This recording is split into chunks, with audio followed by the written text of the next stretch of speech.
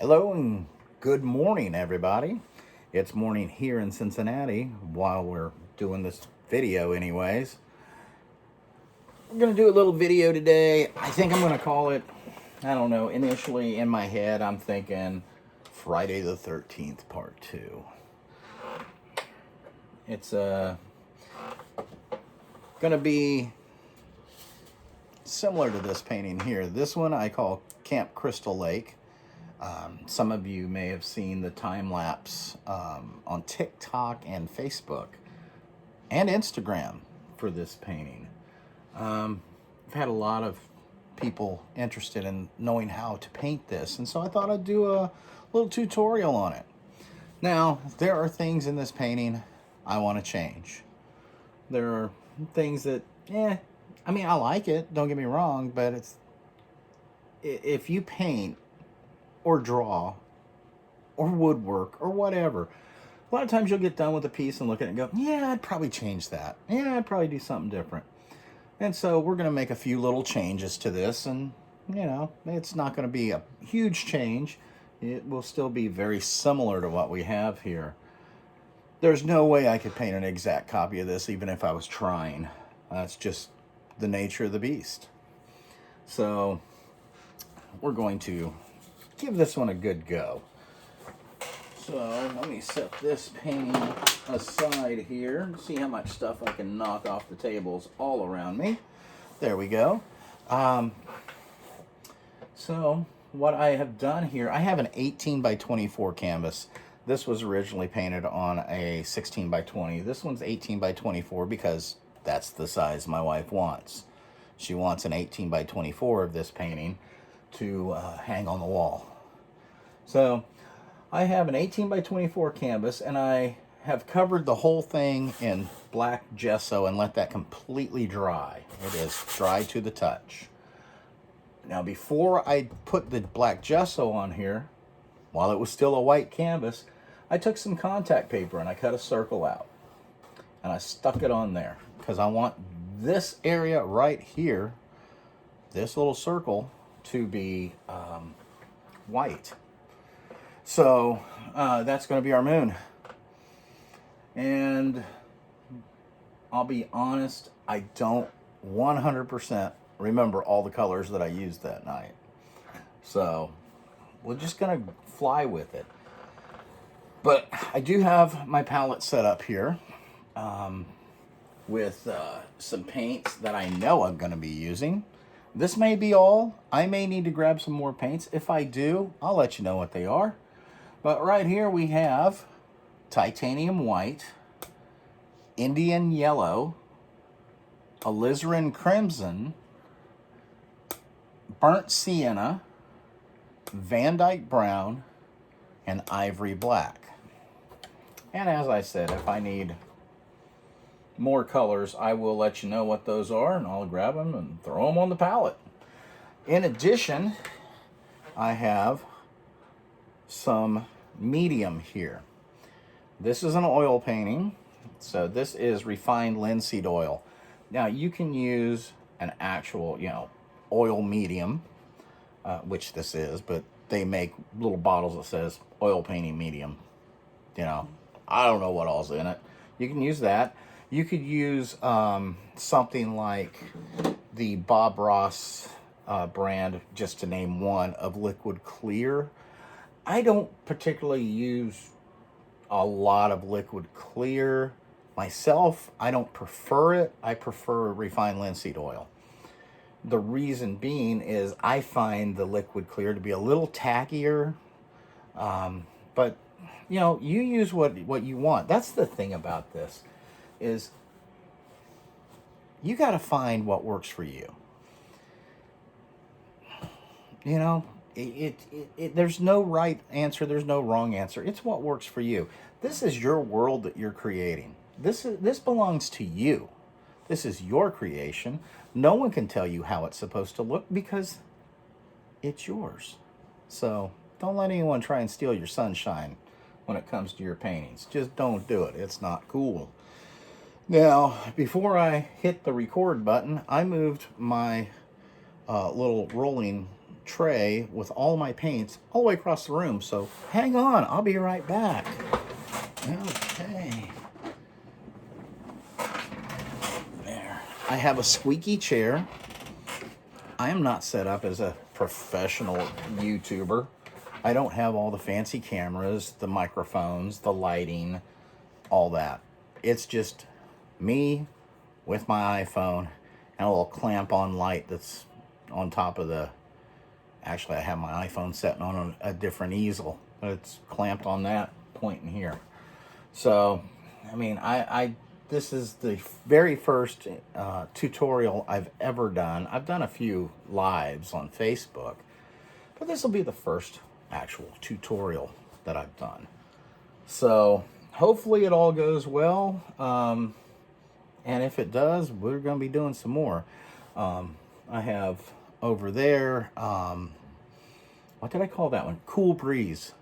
I'm going to be doing a tutorial on that one.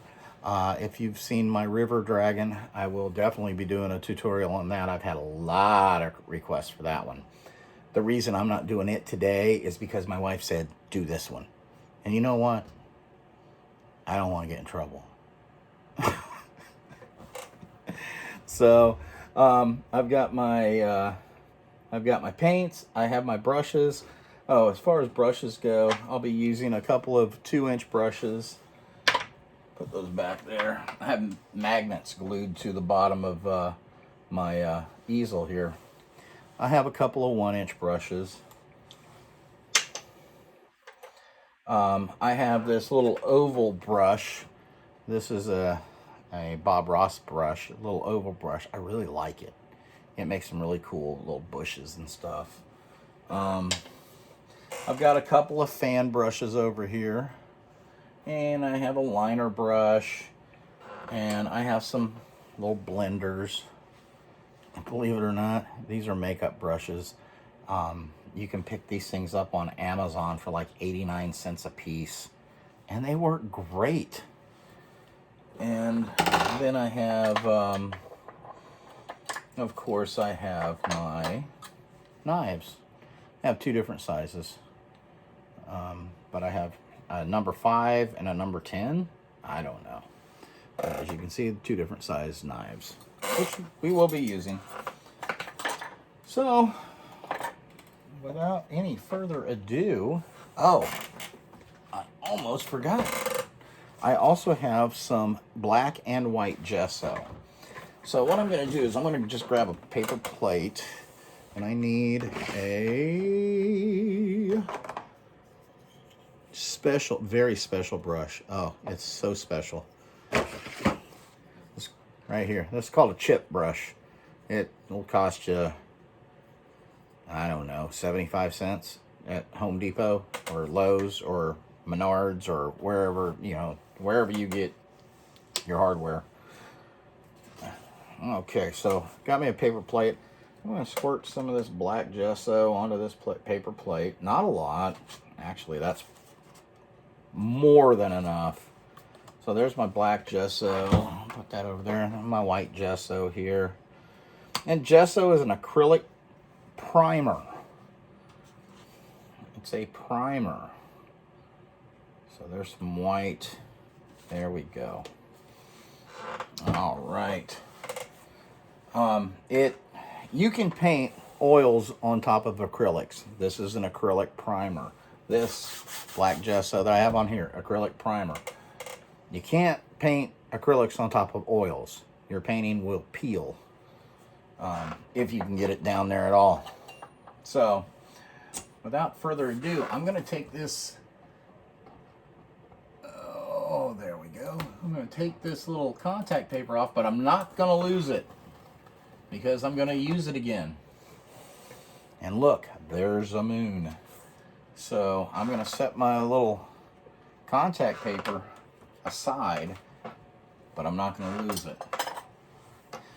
Now we need to put some shadow craters and stuff like that up here on the moon, because the moon isn't just a big white blanket like that, especially when it's that big. Now you can get some moons, and I've done plenty of them, where, yeah, you just paint, you put a little dab of paint on your finger and just put it on and all's good. You know, you might have some haze and some clouds around it, but on this moon, we want some shadows. Now, when I'm putting these in, I'm not going in straight lines either way or diagonal. I'm trying to follow the contour here.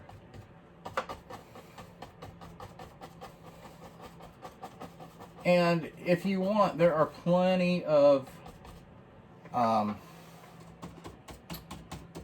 pictures you can Google of the moon if you want to get real technical and try and put your shadows and craters and all in on a more realistic level.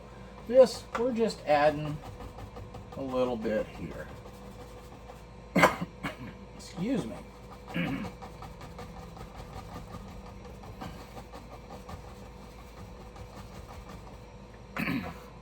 And if a little bit of that black gesso gets outside of your moon circle, that's okay. This is all black gesso here.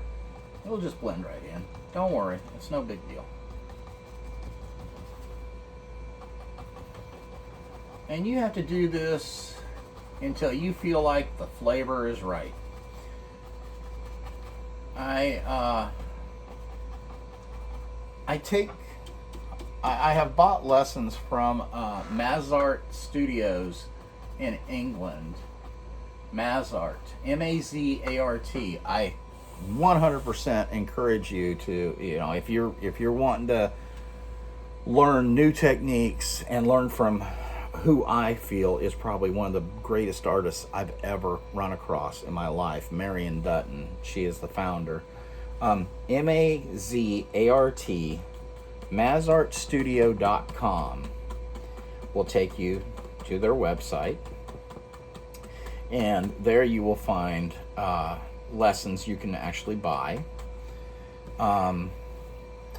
YouTube, again, Mazart Studios on YouTube, there are some free lessons on there.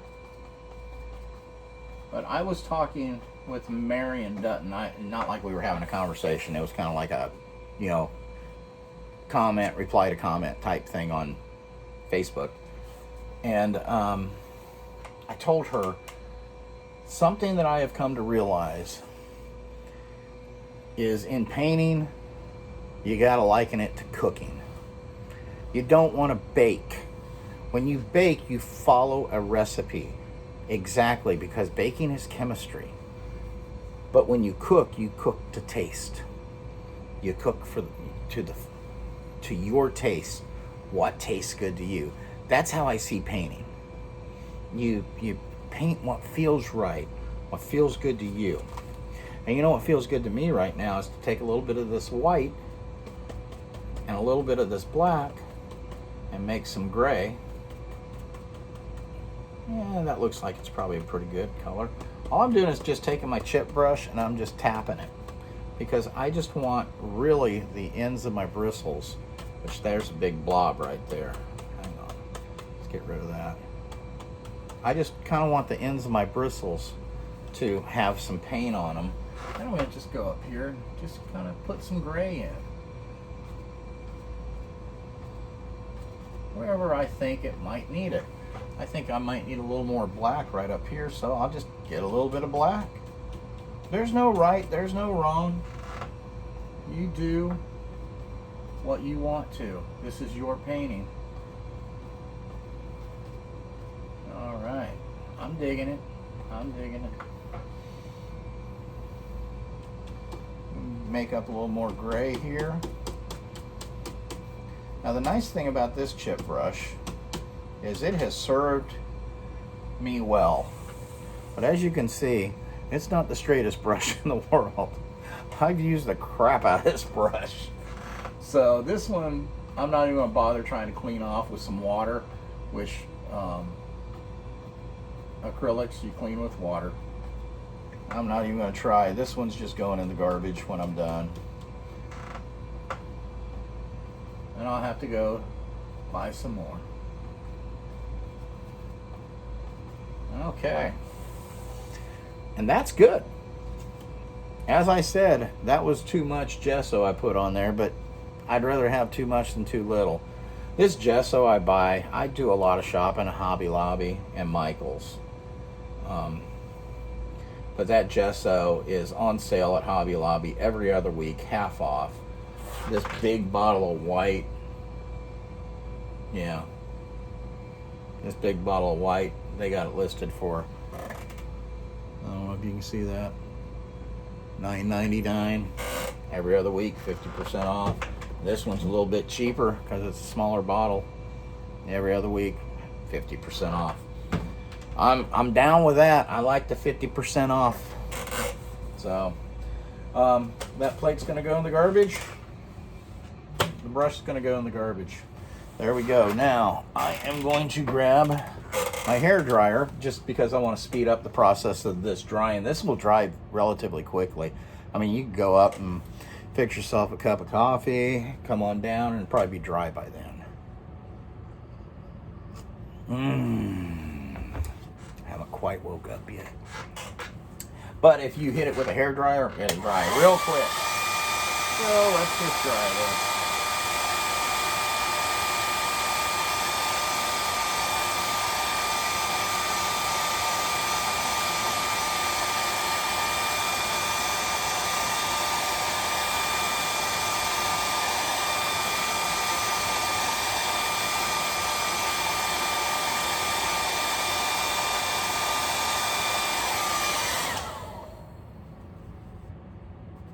There we go. We are dry. We are dry. Told you, it goes pretty quick. Now remember that contact paper that we saved? Now that's going to go right back on it. Now don't worry if there's a little bit of white edging showing. I mean, try and get it as much as you can, but if you don't get it all, don't worry. This moon's going to have color in it anyways. And so, as you can see, I didn't get it completely covered. The edges are still showing. I'm not terribly worried about it. Really, really not.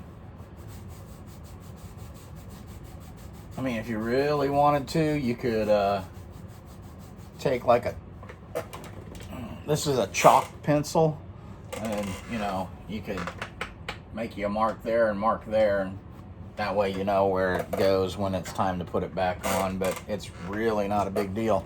Now, a little tip for this contact paper, sometimes it'll want to peel up on you, especially when you're running your brush back over it. Something that does help, it won't eliminate it entirely, but it does help, is hit that contact paper with this hair dryer again.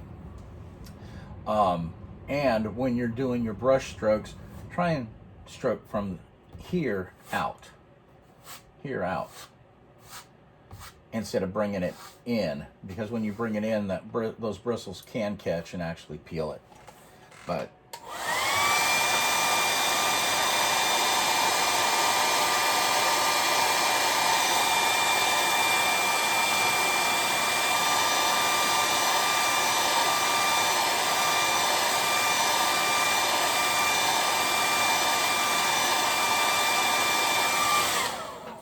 and that heat, I guess it just reactivates the glue. There's not a terribly large amount of glue on there anyways, but it reactivates it and helps it to stick. So I think we're ready to begin painting.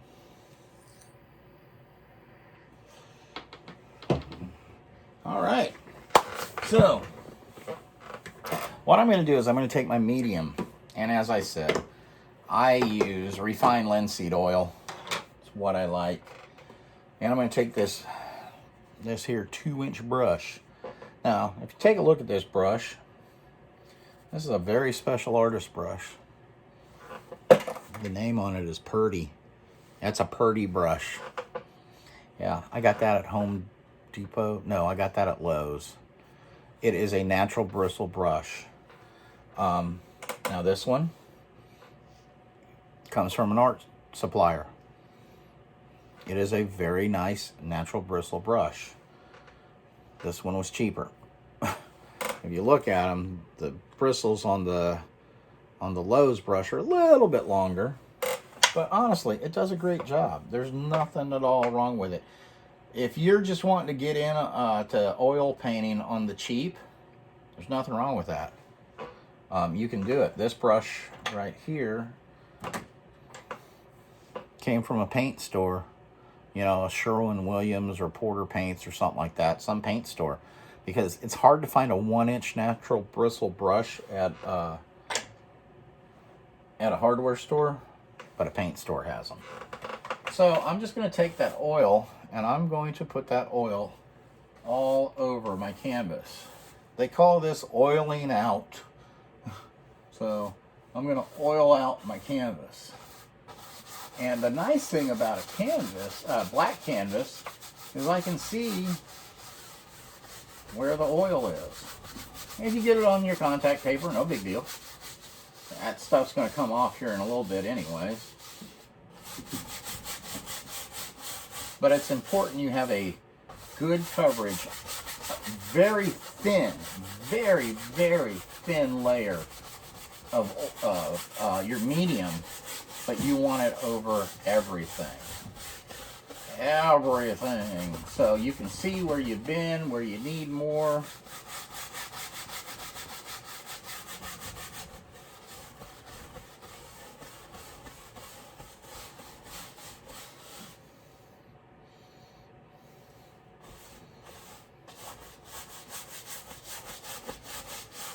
Now, a little about me. I am not a professional painter. You probably guessed that, I would say. I'm not a professional painter. I am a plumber. That's what I do for a living. I save the world one faucet, one toilet, one water heater at a time. This is something I just love to do.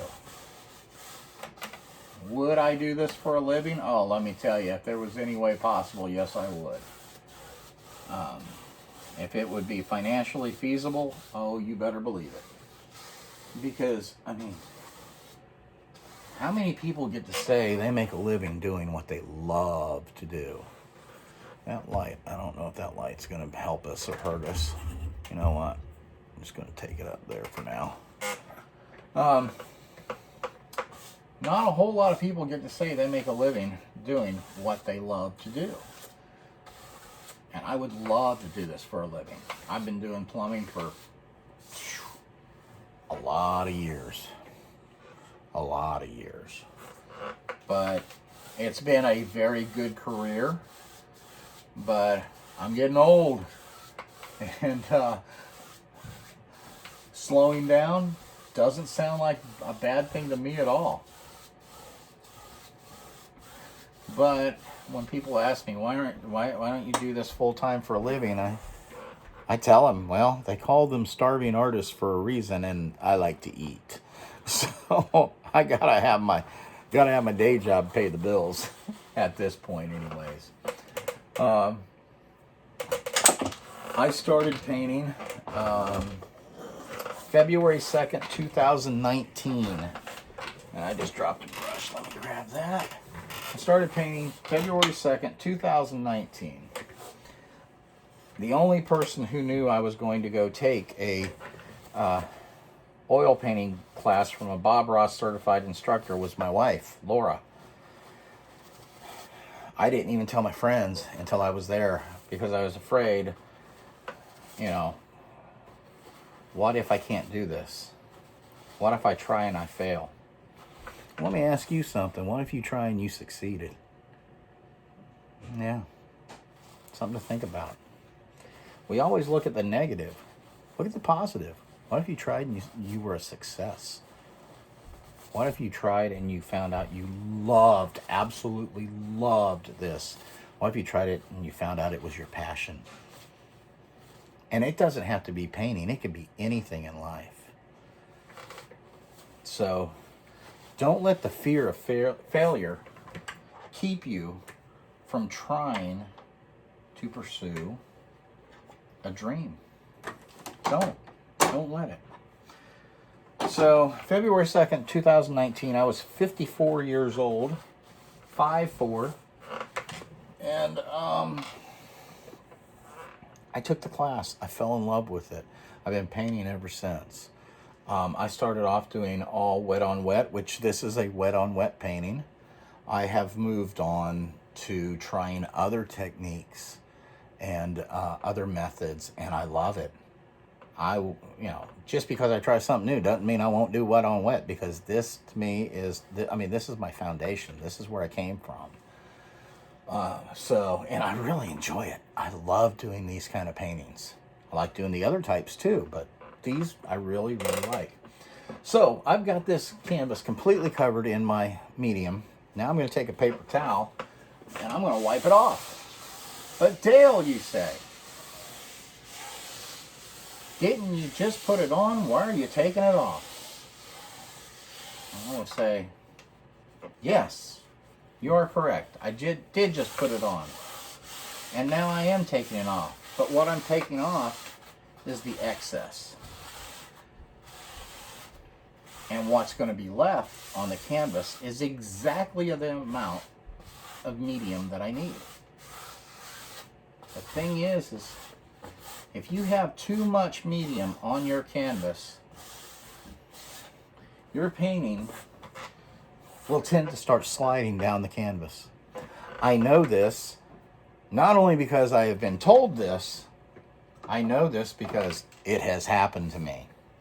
The very first time I used liquid clear, that was my medium, because I hadn't moved on to just trying linseed oil. I remember what it was. It was a Bob Ross painting that I was following along on YouTube with. Oh, got it there. Bob Ross painting I was following along on YouTube with. It was a seascape, and it was the very first. Well, I shouldn't say the first wave, but the first big wave I'd ever tried. And I started painting, and I was like, this is looking pretty good. And then I started seeing my wave was moving down the canvas because I did not wipe off the excess medium.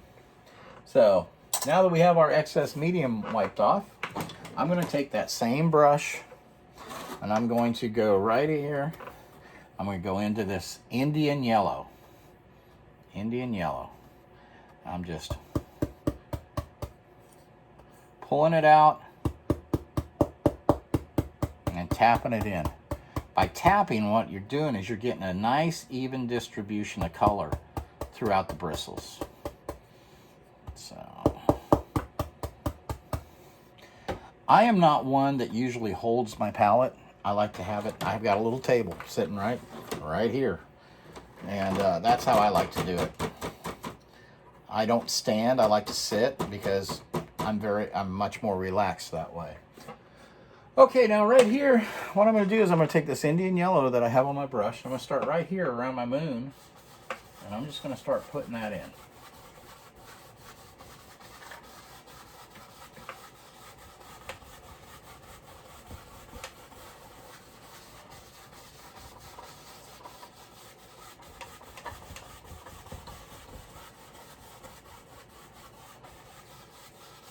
There we go.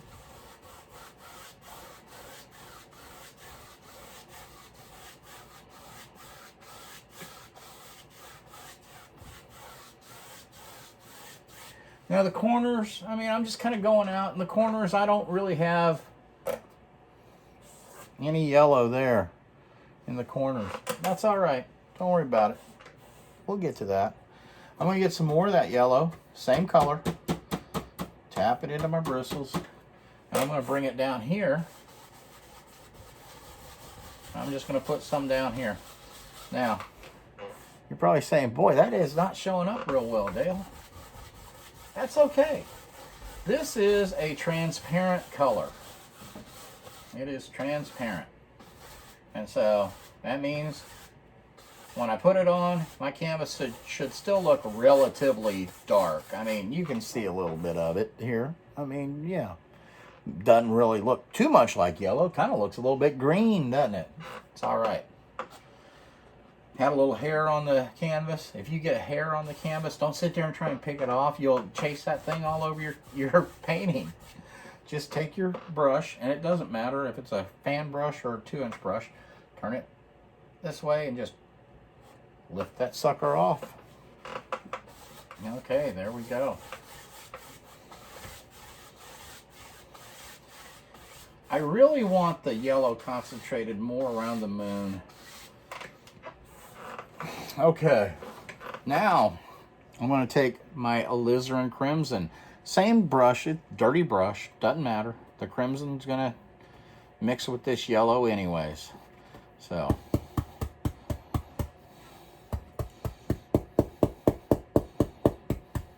just tap it out. Now what I'm going to do is, now I'm going to go to the corner and I'm going to work my way in.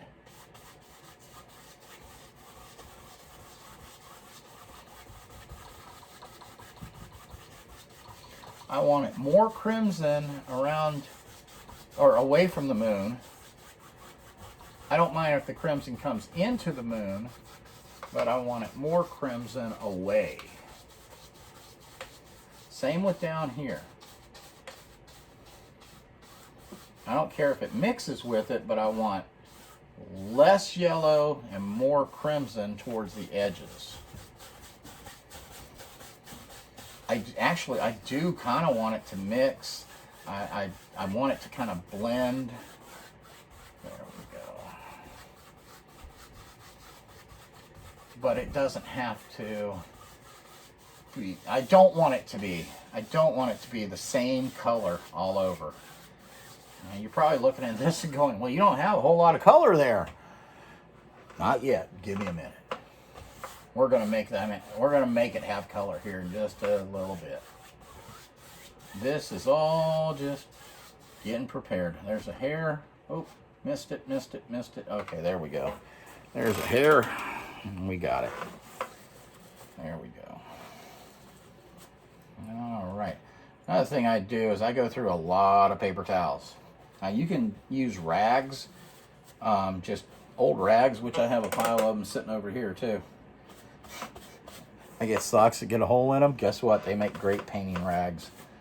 Okay.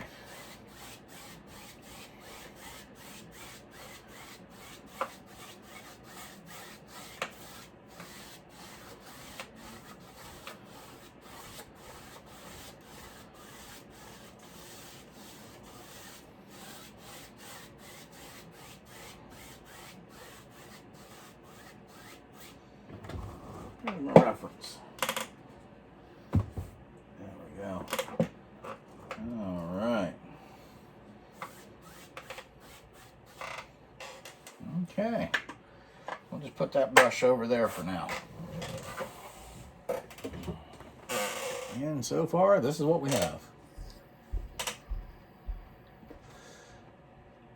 Ready to call it done? Yeah, me neither. I think we need to do a few things here.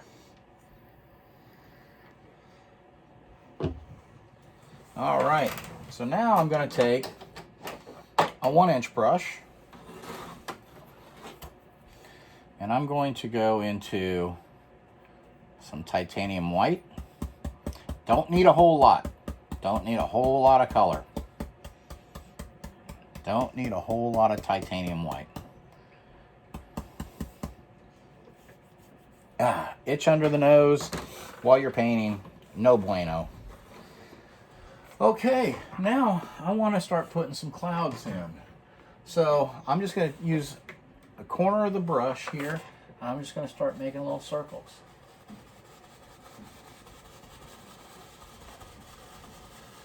This is where your painting starts coming to life.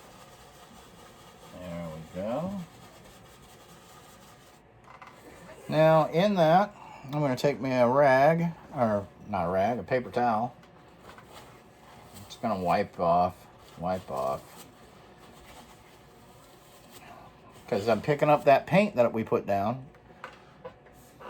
And I'm going to grab some more of that white. And I think I'm going to add a little bit of that Indian yellow to it. There we go. Let's do this again. Let's make another little cloud here.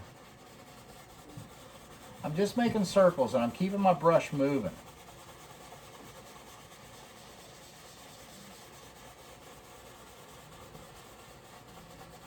Just making circles. Okay, I'm just going to reload with some more paint.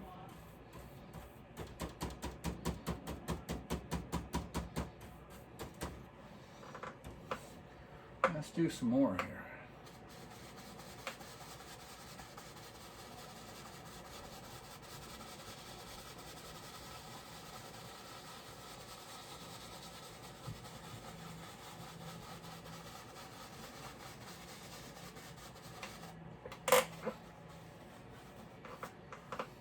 Now, I don't want to kill all my dark areas. Leave some of that. Leave some of that, believe me. You'll be happy that you did. Get some more. And I think I'm going to go right down here.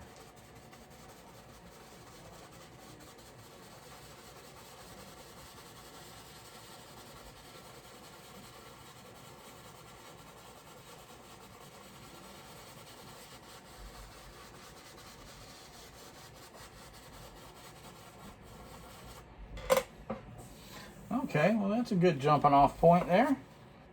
I'm just cleaning the excess paint off this brush. I'm not cleaning it in any thinners right now. I do have a little, well, I have a bucket for cleaning the bigger brushes. Then I have a little brush washer, which is, let me show you. This little brush washer right here, and that's some odorless mineral spirits that's in there, odorless paint thinner. This little thing right here, it's got a silicone bottom that is removable, silicone top that is removable. But in this bottom, there is a little area to scrub your brush, and it's all silicone. It's not the steel screen. Those steel screens on these smaller brushes, like this fan brush, just eats those bristles up. That silicone doesn't. It's nice. I got that for Christmas. So I'm just cleaning off the excess here. Now what I'm going to do is I'm going to take this brush that I've cleaned all the excess off of, and I'm going to go right down here on the bottom of these clouds, and I'm just going to blend them.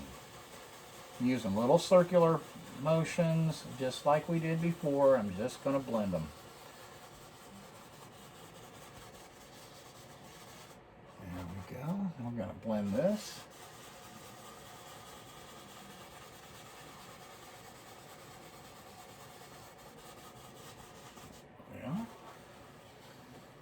And after I get done blending, I'm wiping that brush out again because I am picking up paint.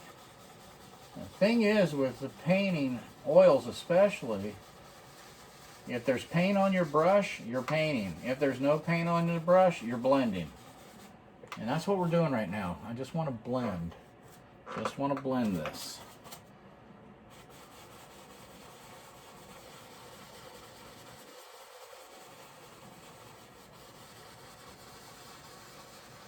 I'm going to be doing some more blending here in just a little bit. No worries. No worries. Now I'm just going to kind of fluff. Very lightly. I mean very lightly. As Bob would say, 2 hairs and some air.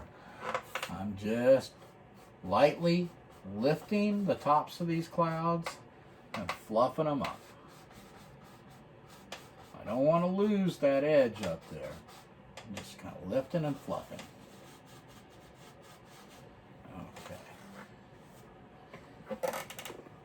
Okay. Excuse me for a second while I put the light on here. Okay. Yeah, see, that light gives off a glare that I think is going to be, I don't think we're going to like it. Okay, so now what I'm going to do is I'm going to take me a fan brush. I think this one is a number 2 fan brush. I have 2s, 4s, 6, 8s. Who do we appreciate? And I'm going to get some of this white. And As you can see, this white is contaminated with other color. I want some actual pure white, so I'll just go up here. I'm going to load that up. There we go. Now, where this moon is going to be hitting these clouds, it's going to be lighter there. So all I'm doing, I'm just putting some of this white because I need to lighten these areas up. And then I'm going to wipe off. I want to get some more white. We'll put some right here.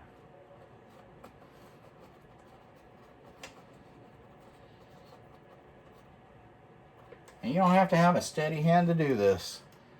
In fact, if you shake a little bit, all the better. Because, I don't know if you've noticed, but in nature, things aren't always linear. They're not always symmetrical. Because that's nature. Okay, let's lighten this up right in here. There we go. Now over here, on this cloud, it'll be the bottom that's highlighted. It'll be the part that's getting the light reflection off the moon. So, put a little bit here.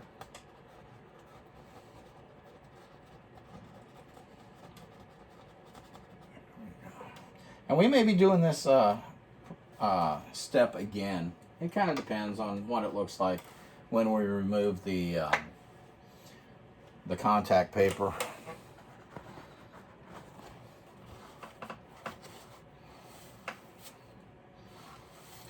Tell you what, it is winter time here, and it is cold. Cold in Cincinnati. I wish it weren't, because I would love to be riding my motorcycle. But I have had to ride my motorcycle back in the 80s yes, the 80s. It was a great time. For all you that weren't alive at the time, you missed it. But back in the 80s when I had my motorcycle, that was my only form of transportation. And if it rained, if it was cold, whatever, that was the only way I had to get to work. Now that I am 56 years old, I'm a grandpa of 4. I have 4 grandkids who are just, in my opinion, the greatest grandkids in the entire known universe. And as of, time out of mind, nobody is. No grandkids have ever been as good as mine as far as I'm concerned. And I hope if you have grandkids, you feel that way about yours. So I'm at that age now where if I don't have to ride and it's cold, I'm not going to. If it's raining, I'm not riding. You know why? Because I'm too old for that crap. Got to leave that to the younger generation. Okay, now I'm just kind of blending this white just with the corner of my brush down into the rest of the cloud. There we go. And we'll do the same thing up here. I missed a cloud, didn't I? That's all right. We're not going to let that cloud be left out. And take that fan brush. I'll just put a little bit of something right there.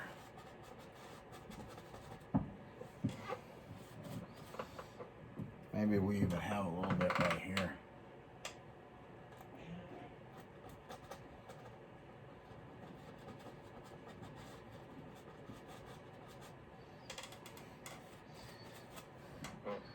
Let's try and put a little Indian yellow up here. See what that looks like. There we go. Okay, now let's blend all this out.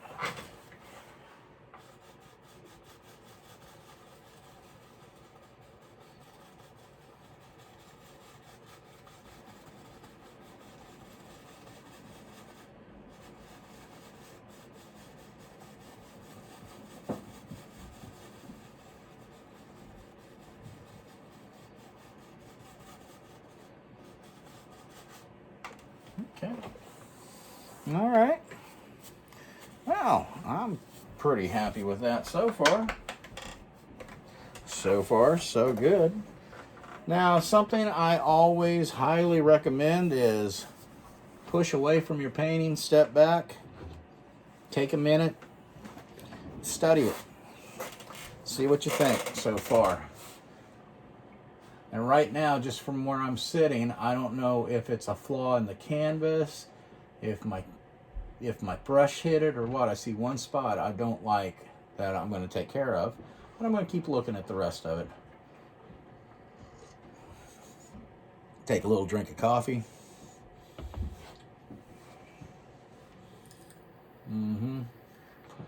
Okay, I see a couple things I want to change. So we can do that. Let's see. Load up that 1-inch brush again that we used to make these clouds initially. Right here. There was something right there, and I don't know what it was, but it just didn't look right. So we'll fix that. And over here, this looks too, got a line. It doesn't look natural to me. So we'll do something about that too.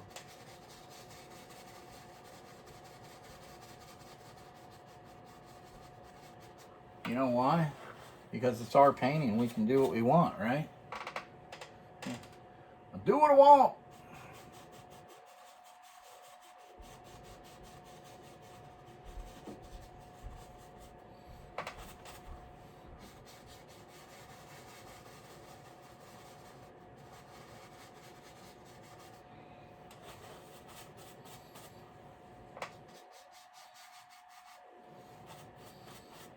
Okay, I'm cool with that. I think that'll work. Now, I'm going to grab me a palette knife, and we're going to take this off. Bam! Bada bing, bada boom. Okay. Now, that moon being stark white like that, that's not good.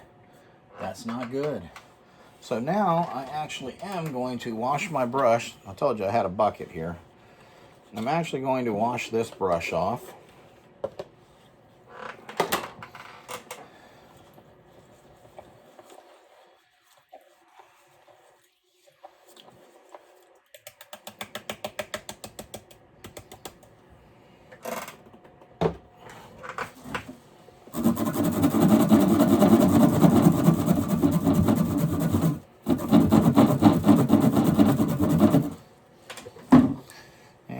Dry it out here, and this will take me a minute. In the meantime, while you're doing that, while you're cleaning your brush and drying it out, and I'm just drying it out by, and this takes a little bit, and you might even want to do this number because that paint thinner will get sucked right up into this ferrule right here, and you really don't want to take any paint thinners back to your canvas. It'll lift your paint and you'll have a really bad day. So there we go. So I'm just cleaning my brush, trying it out.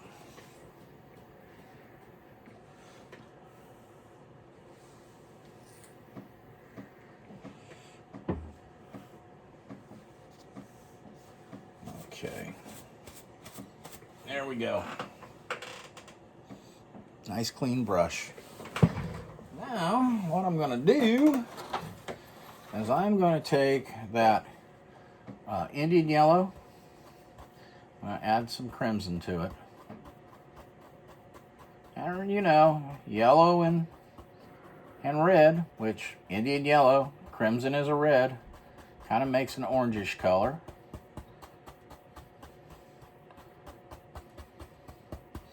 There we go. Now let's test that out.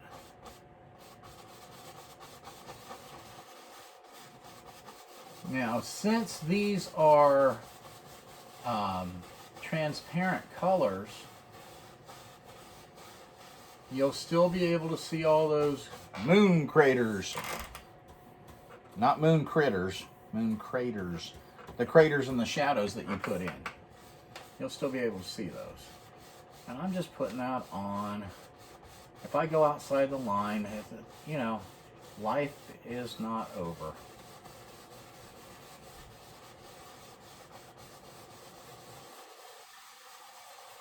And I think I want a little more Indian yellow, but I ran out of my palette, so hey, I have a tube right here, right?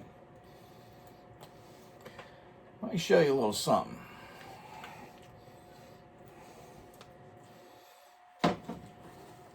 If you didn't like this color too much,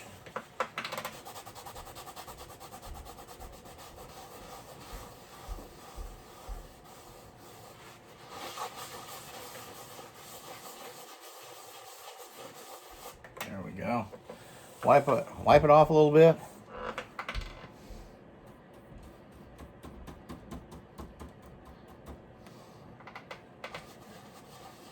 And as I said earlier, I don't really even remember what all colors I used on this.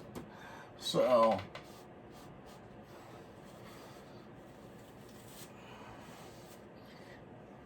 sometimes you just got to play around and find the flavor. You just got to find the flavor.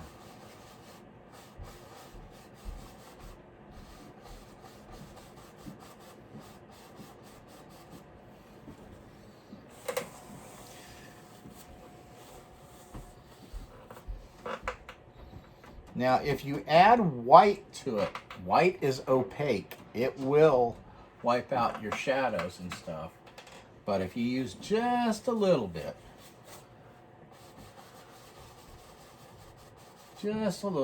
it'll help, it'll lighten it up and you won't lose it. But you gotta be real careful with that. But if you do it and you find that you lost more than you wanted, like there, hey,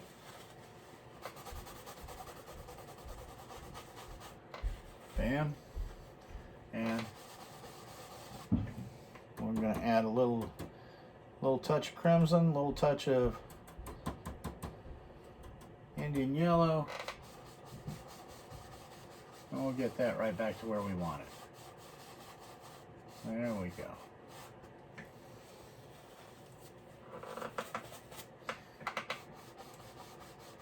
Now all I'm doing here is using little crisscross strokes or X pattern or figure 8.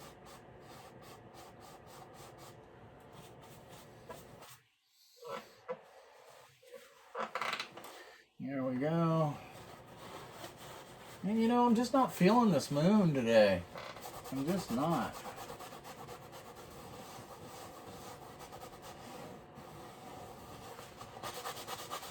See, this is the nice thing about oils.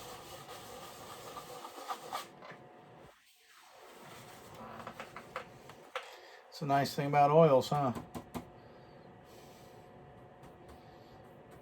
I think the white kind of did it, you know.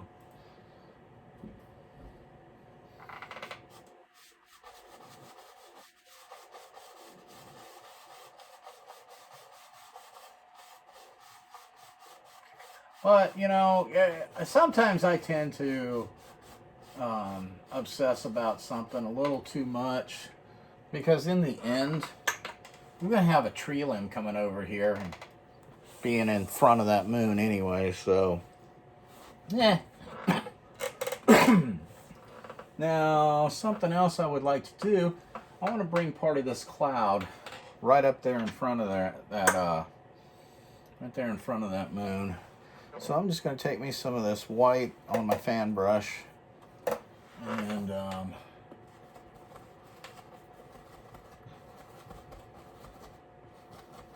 right up here in front of this moon. Get a little more white.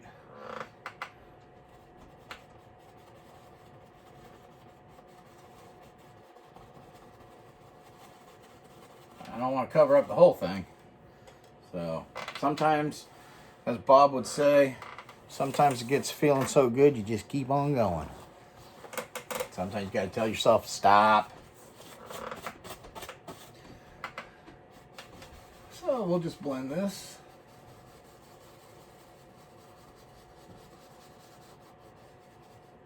Fluff it. Take out our brush strokes. I'm going to blend this down to where it looks like it's going back behind the moon. There we go. Okay, I'm digging it.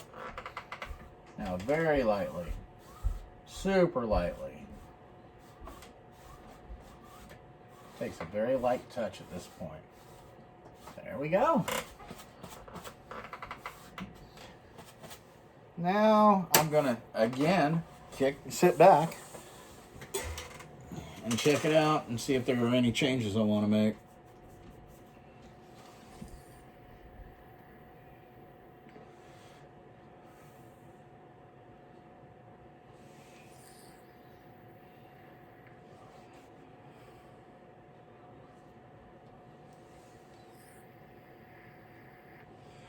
All right, maybe a few.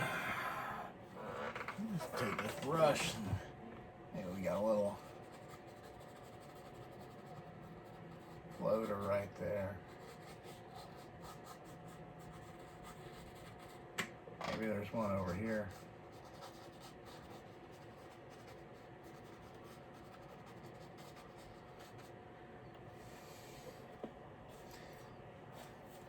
And maybe we have some more highlights right here.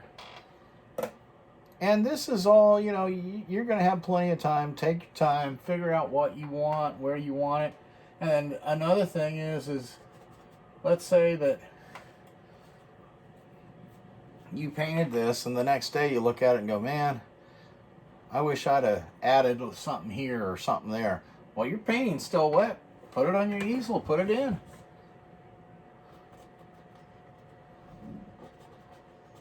Nothing wrong with that. I'm going to add a little bit there.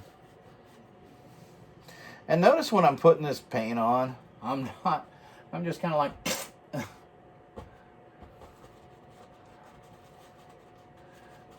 There are some paintings where I'll take this fan brush, I'll get it loaded with paint, I'll put it between my hands and I'll just do this. And just run it over the canvas.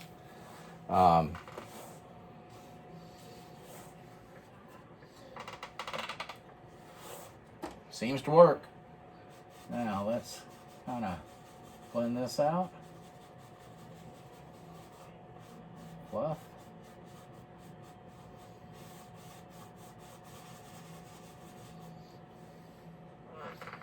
There's that. I think that needs to get blended a little bit more.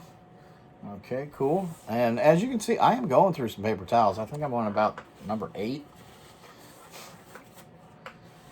Which during the pandemic, probably not a good idea to keep using up all your paper towels if you're running low. Okay, and then up here, I'm just gonna lightly go over it.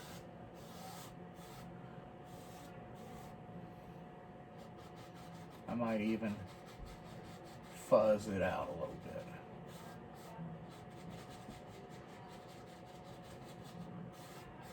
There we go. Okay. Now I'm going to take a little blender.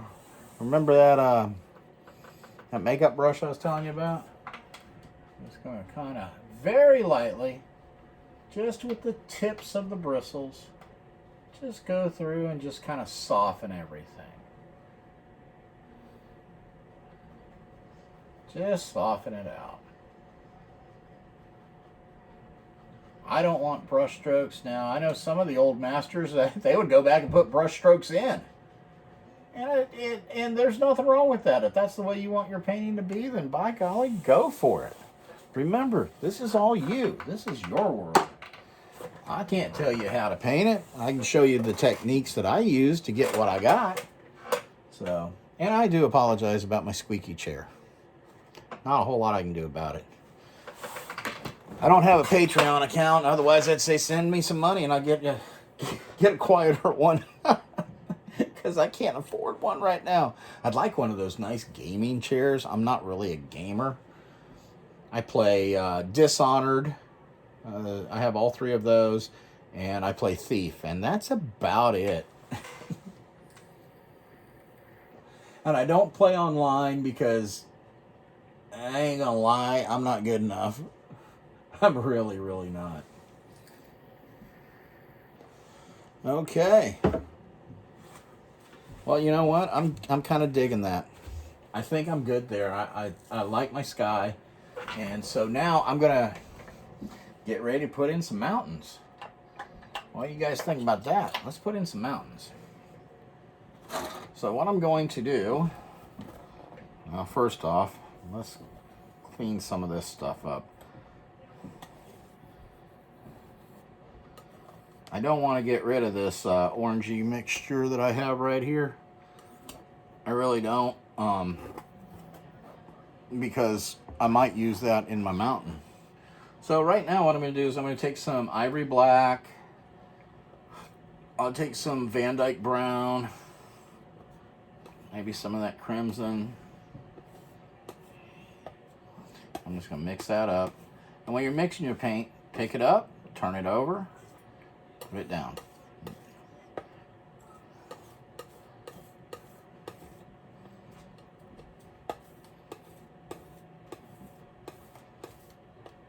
Tell you what, this palette needs a good cleaning.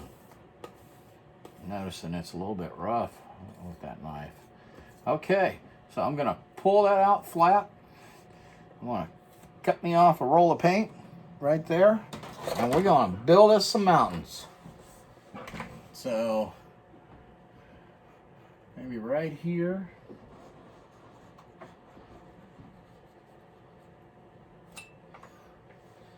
All I'm real interested in, and I'm reloading, all I'm really interested in is that top edge. All the rest we'll deal with. I'll show you how. Maybe that comes right up there.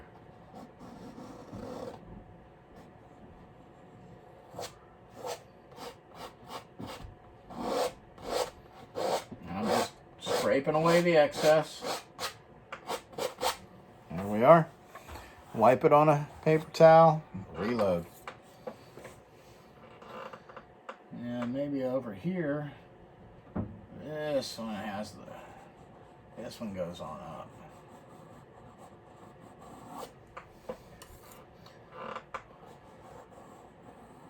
And then it'll just join right there. Oh, I'm digging that. I can do that.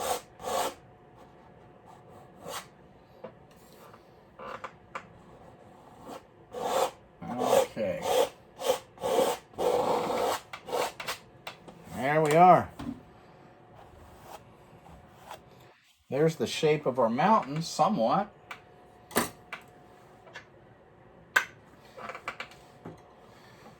Okay. I'm just taking the excess paint off this 2-inch brush that we've been using. I don't like the clean brushes. I know on Bob's Joy of Painting, he goes, okay, now the fun part. You know, cleaning brushes. We beat the devil out of them, and that's the fun part. Well, let's just say Bob's idea of fun is totally different than mine. It was. But right up here, I have my Bob, and he's my wingman. My little Bob, what do they call that? Poppets? I don't know. So now I'm going to just take this brush, and I'm just going to pull that paint out. And at this point, you can actually even shape your mountains. Which way is this ridge running? And which way is that one running? And where's my lights? And where's my shadows? And there we go. And it's kind of hard to see all this at this time, I know. But hold tight with me. Hold tight with me. Because we're going to make this mountain come to life here momentarily.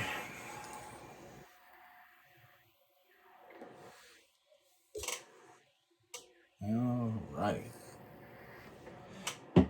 So what I'm going to do is I'm going to mix up my highlight color first.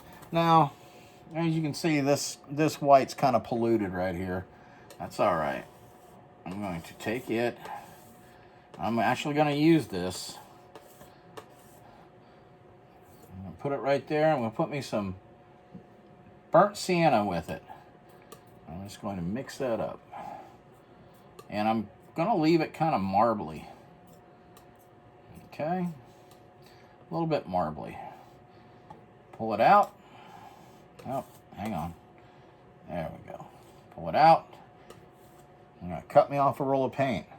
Now this is, everybody has something they struggle with. This is what I struggle with, is getting my paint to break. But this mountain is running down this way. It's going to be lit up. So this is my highlight side going this way.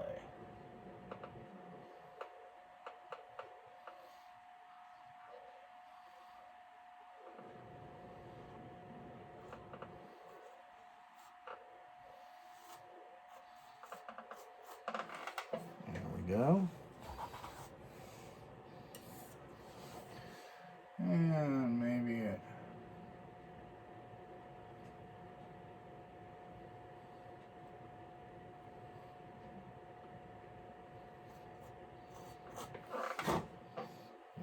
Okay.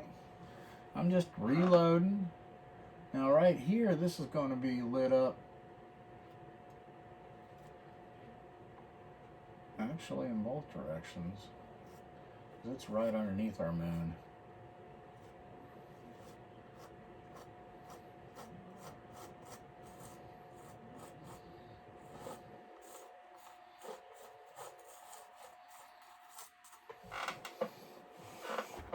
Now these over here are going to be lit up going that way. That'll be our highlight side.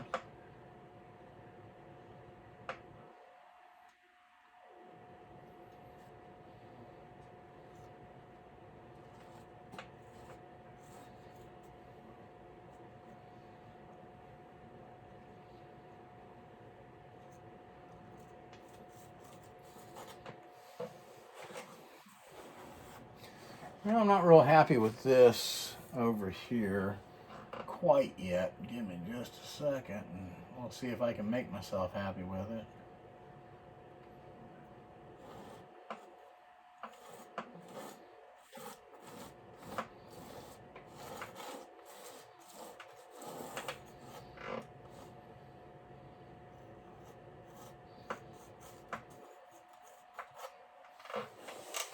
All right. Now, if we have highlights, we need shadows, right? We need some shadows. But what color are we going to use for our shadows? Well, I didn't tell you, but it wasn't on my palette, but I'm going to go with some Prussian blue here. So I'm going to put a little bit of Prussian blue. I'm not going to need a lot because this is about the only thing I'm going to use it for is the shadows. So there's a little bit of Prussian blue. Blue is a good shadow color. A little Prussian blue. So let's get us some of this here white. A little more white. That's got some stuff in it. You can put a little bit of crimson in it. Now, one thing about it though, blue is so much stronger than crimson. It'll eat it up. Put us a little bit of blue in there. Get us kind of a purplish, bluish. A little more blue. And I'm going to add just a touch of black to that just to darken it up. Maybe dull it down. If you don't dull it down, sometimes it'll kind of be... I never knew how to explain it. And then I heard Marion Dutton from Mazart Studios saying candy colored. And I thought, exactly, candy colored. So I kind of have like a bluish, grayish, purplish thing going on here. And now I am just going to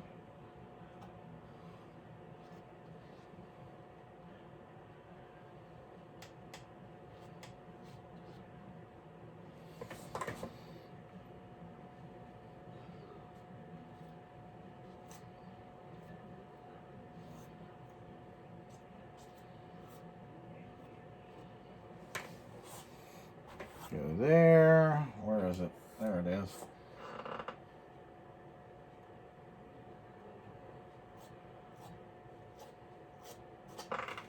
Okay. Go back to my original.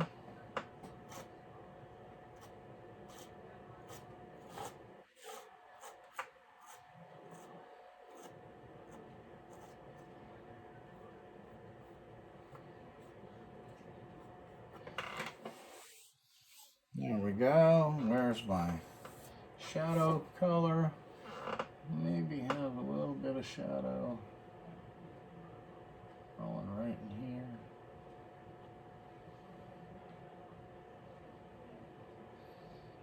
Maybe where the two come together. Maybe a little bit right in here. Definitely some right here. Some right here. There we are.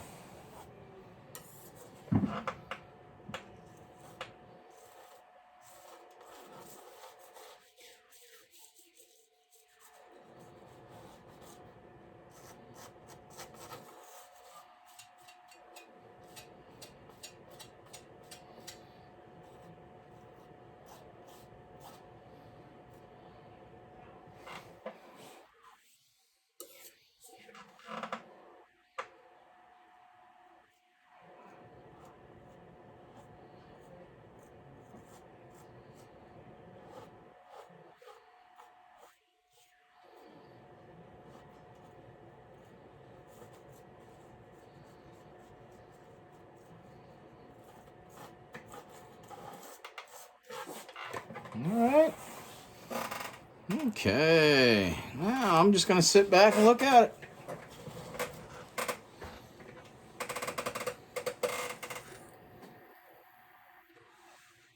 And once again, I do apologize about my squeaky chair. Hey, it is what it is. What can I say?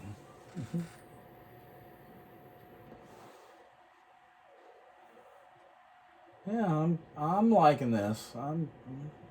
Yeah. I think we got something we can work with here. See, one spot I need to hit a little bit more.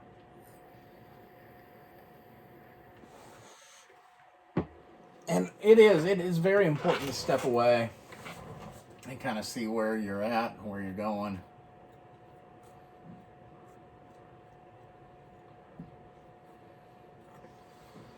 And if you wanted to, you could even take some of that dark color that you used to make the shape of the mountain, little roll of paint, and maybe put it over, just barely graze it over in some of the shadow areas.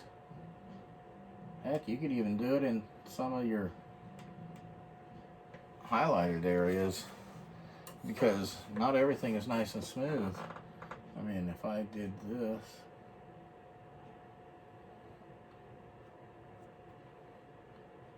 I don't think anyone would be really upset with me now, would they? Better not be. This is my painting, right? Just like yours is yours. You do what you want, and ain't nobody can tell you that you can't do that. I hate it when people do that. Start telling an artist, well, you can't do that. Says who? Or, well, there are no trees with blue leaves like that. In my world, there are. I'll show you a tree that's got some blue leaves on it. I got a whole blue series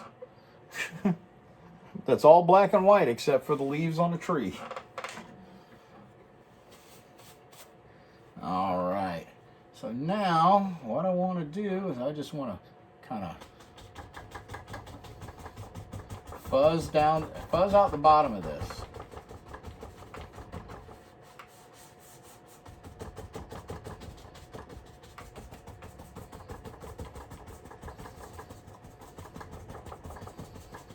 And it's okay that there's crimson and there's Indian yellow underneath this. You're going to have that reflection off the moon. It's going to be shooting you out some cool little colors.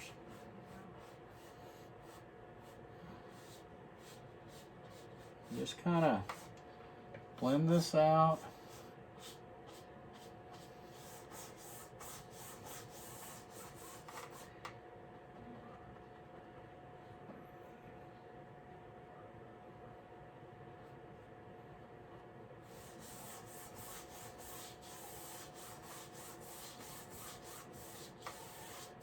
blend it down into nothingness.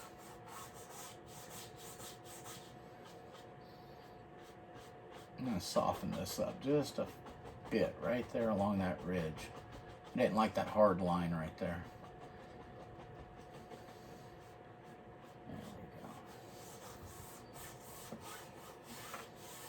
You can't do that. Watch me. All right? I mean, seriously. Don't tell me I can't do something, because I'm going to do it. Just to spite you now.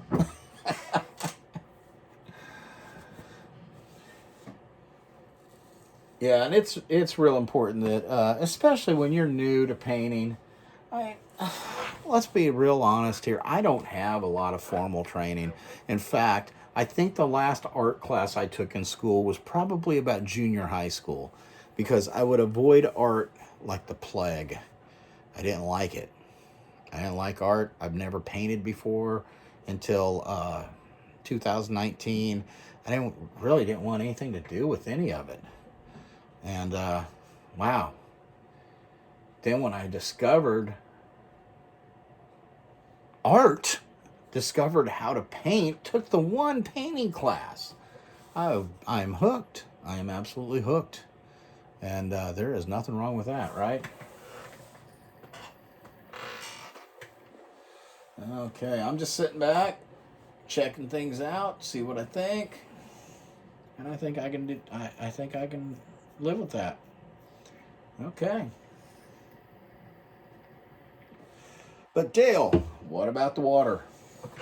Well, I'm glad you asked.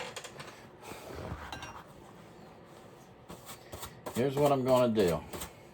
Tell you what I'm going to do. I'm just getting the excess paint out of this brush. Okay. Now I'm going to load this brush with some titanium white and a little bit of that orangish color we were talking about earlier. The alizarin crimson and the Indian yellow. But I want it mainly white. But a little flavor, a little touch of that. Little touch of it.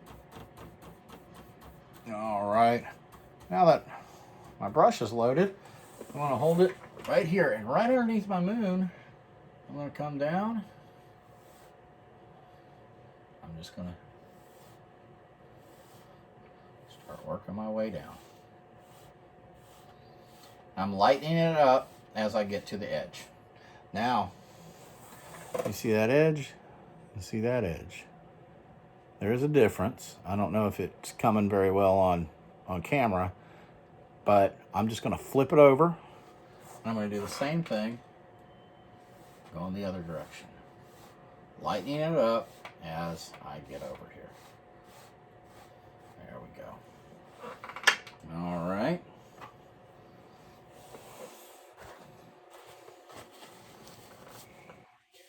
Yeah, that brush is a little dirty. We'll get us a nice, clean 2-inch brush. And go back through, pull it down, pull it down, pull it down, and go across.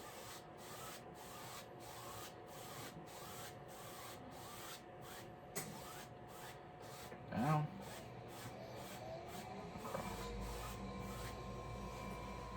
And as you do this, you'll see spots and I need a little more color right there.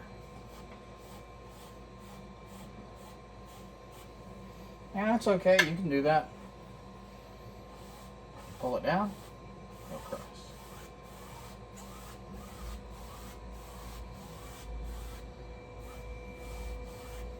Okay, now right underneath this moon,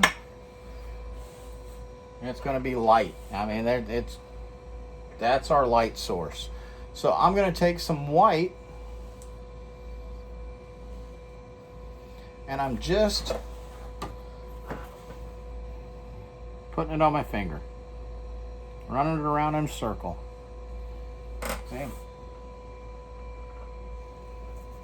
Now, of course, as soon as you do that, you will have an itch somewhere on your face. So I have white on my finger. I'm going to go right underneath the spoon, and I'm going to just take it straight on down. Wipe off my finger. And softly bring that down. And go across.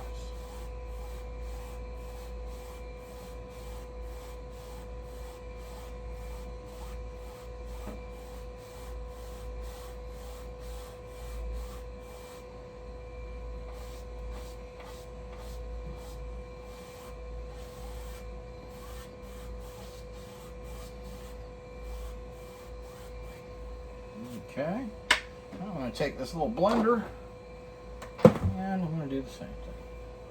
And I'm just going to soften that out.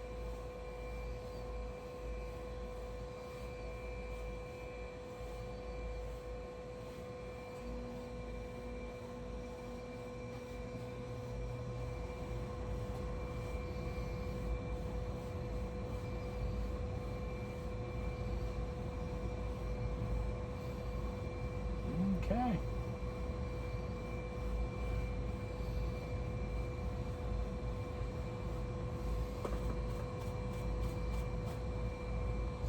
All right. Well, this looks kind of barren back here, so I think what we'll do is we'll add some trees.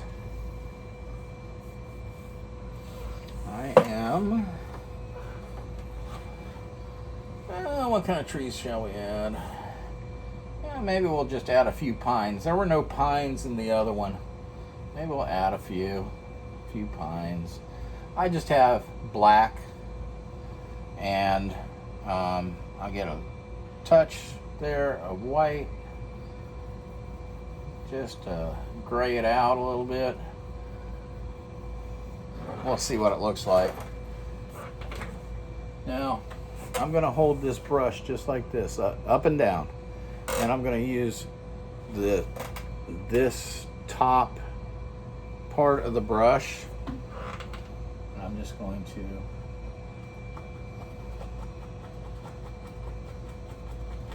these are very subtle, off in the distance.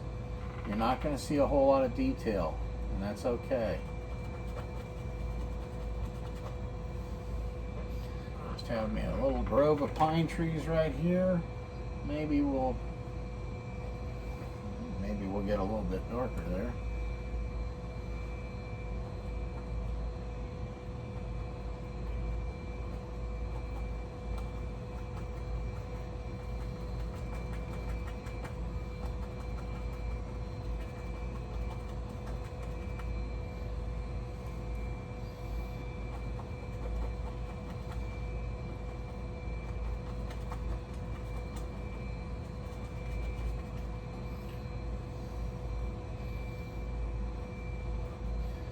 And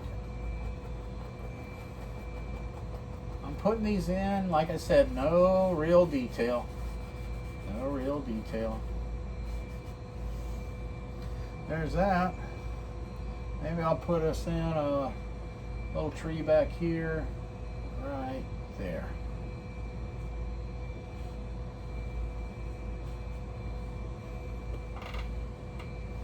Maybe that little tree lives right there.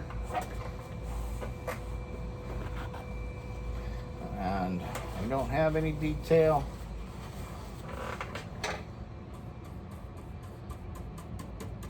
I'm just loading up a 1-inch brush with a little bit of ivory black and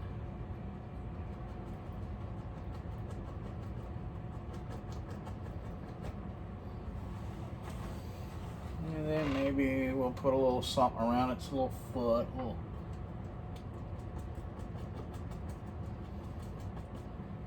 There's that.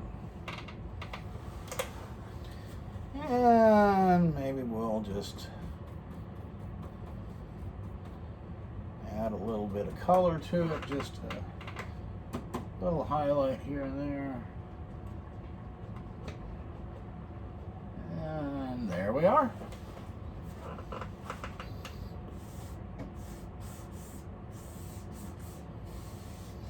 all I'm doing is just kind of pulling that darker color I put around the bottom and just kind of pulling it, and it will make you nice little shadows.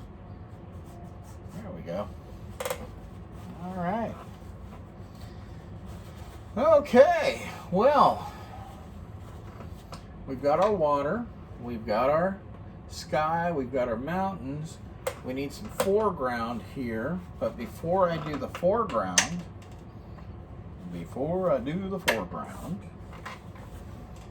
I am going to wipe that blue, that Prussian blue that somehow got on my finger away, because I will probably scratch my face.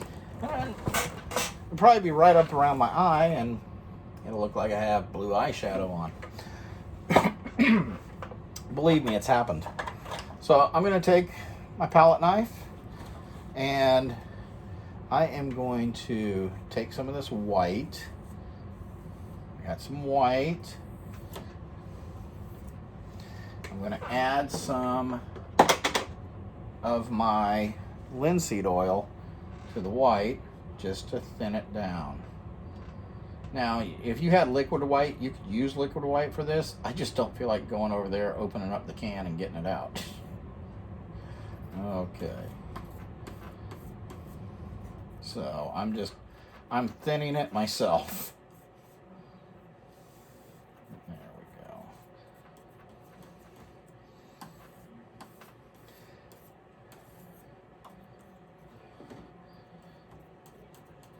This is not the setup I usually use when I paint. I actually usually face the other way, and my tables are set up differently, but I thought this might work better for filming for the YouTube video. I don't know. We may go back to doing something else. We'll see. May have got a little bit too much oil there. Well, you know what happens when you do that? You add a little more white.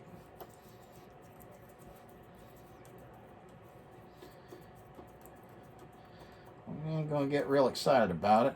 It's Saturday and we ain't gonna be excited. Because it's a beautiful Saturday.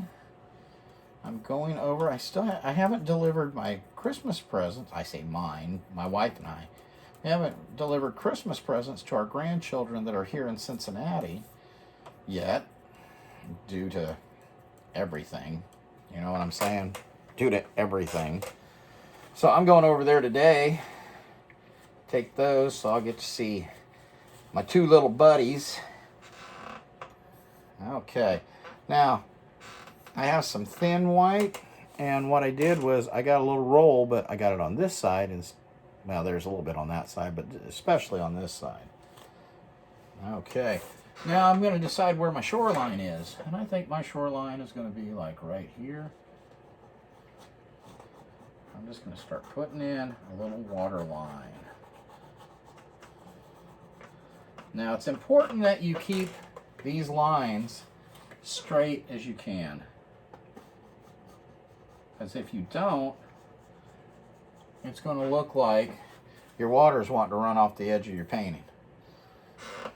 So try and keep them, even when you go, let's say that this goes in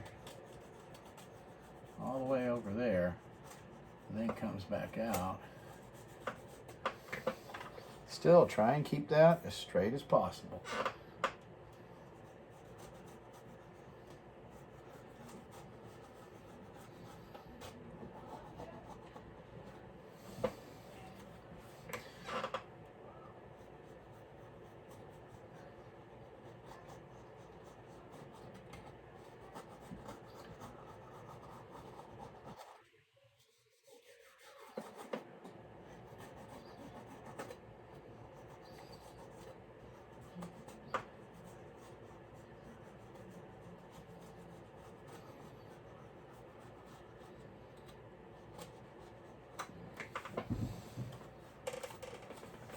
Okay. All right. Well, you know what? I think I want to put a few little grasses and bushes in here, I think. Let me kick back here and study it for a minute. Yeah, I might put a few little grasses. I mean, like I said, it's not something you're going to be seeing a whole lot of detail on.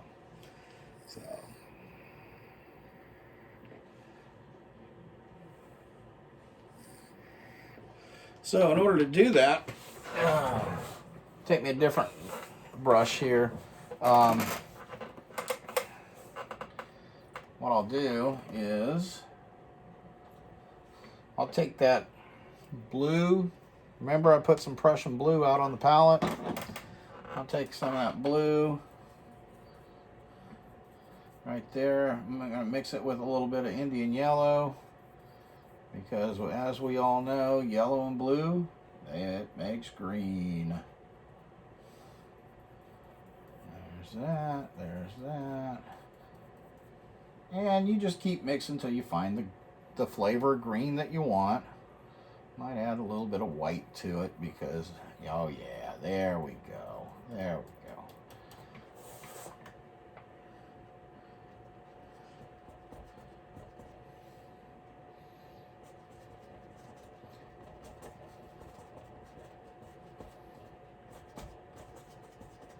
Now all I'm doing is just putting color down in spots. Just putting a little color down. Doesn't really matter how you put it in. It really doesn't.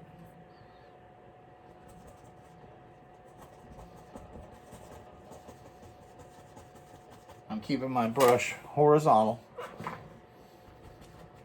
And if you do it up, you'll make smiley faces. Down, you'll make frowny faces.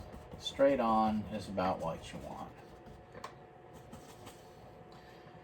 I think green might look kind of cool right here because green is a complementary color to red.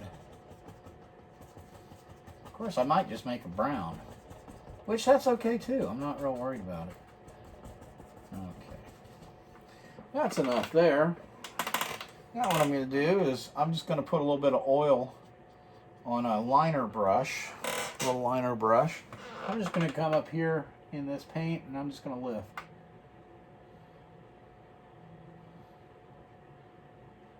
Little lifting. You can do this with your fan brush, just like take a corner of your fan brush and just lift.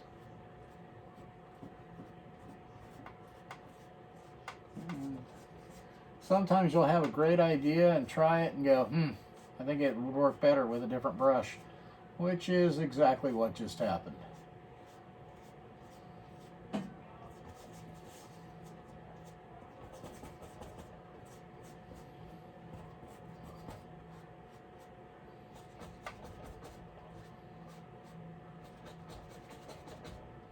Trying to make it to where it doesn't look like it just ends abruptly. There we go. And maybe a little bit right there.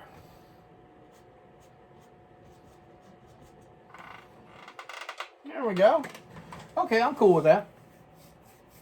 All right. So, now what do we got here? We got that brush. I'm just going to take this brush here, this 1-inch brush that's dirty. I'm going to go into some black. I'm going to make us a foreground. Actually, I think I need some more black. Ivory black. I do this all through paintings and don't think I'm any different than anybody else who paints. It's like, oh, I need more of that. Oh, you know what? Let's add this color. Yep. Okay, so what I'm doing is I am pulling in one direction, not the band. Pull it, pull it, pull it, pull it. And what you will find is you will have a heel and a toe on your brush. You have a heel that kind of comes in and the toe. You want to turn that heel up, and we will just come here and we will start. Boom. We're just going to form a little bit of land here. And you know, I think going to have that land come up a little bit more here. There we are.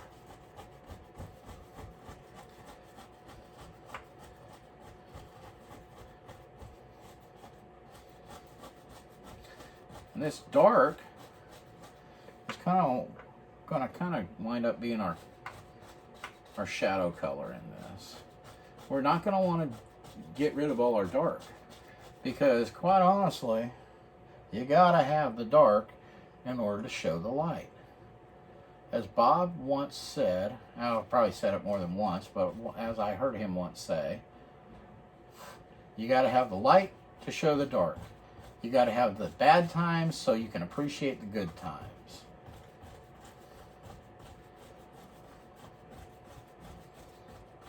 There we go. And all I'm doing, I mean, you can really see that heel and toe now. I'm just pushing and kind of pushing in and letting it go up. Now you have a lot of dark under here already, so once you get down this way, it's really not a big deal. But I think this is going to go right on over this way. See, you really see it right here at the edges. All right, that's where you really start seeing it. But you're going to see it even more because we're going to highlight all this. There we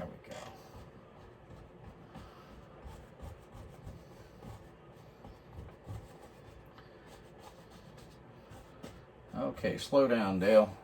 Too much of a good thing. Alrighty. Now, as you can see, my palette's kind of getting full here. But I'm going to take that orangey color that we made, and I'm just going to go right through it the same way. The same way. But what I might do is add a touch, and I mean a touch, just a little tiny, tiny touch of paint thinner.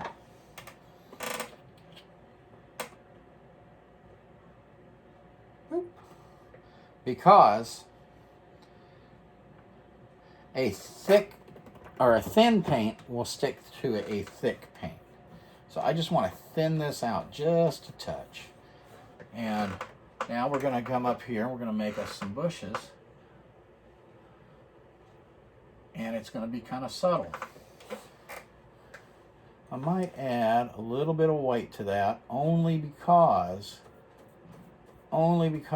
the alizarin and the Indian yellow are transparent and the white is opaque.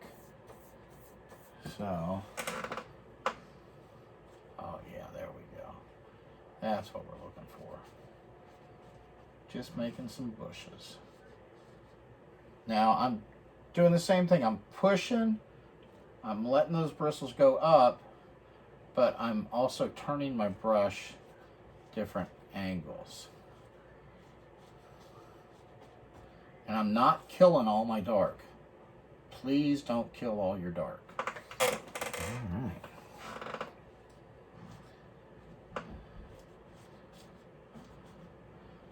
We're going to add some more colors to this.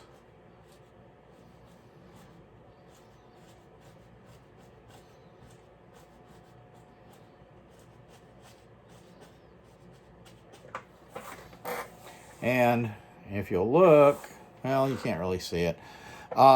You'll pick up that black that's underneath there. So you see it. It's kind of dulled my color down. And that's all right. That's all right. Ain't nothing wrong with that. Doesn't make us bad people, right? Okay.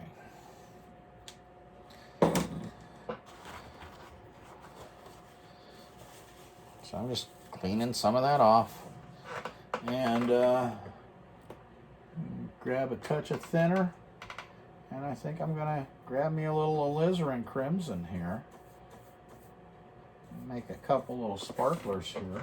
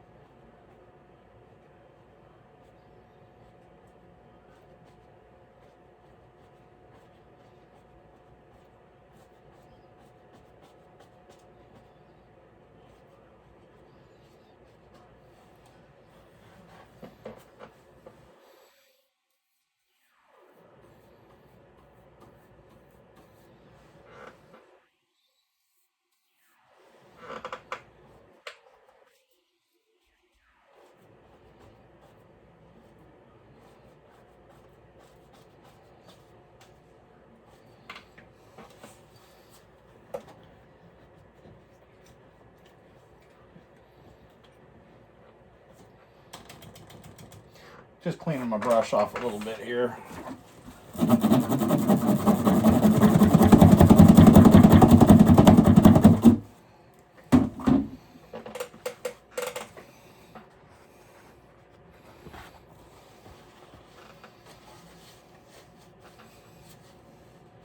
We're getting there, folks. We're getting there.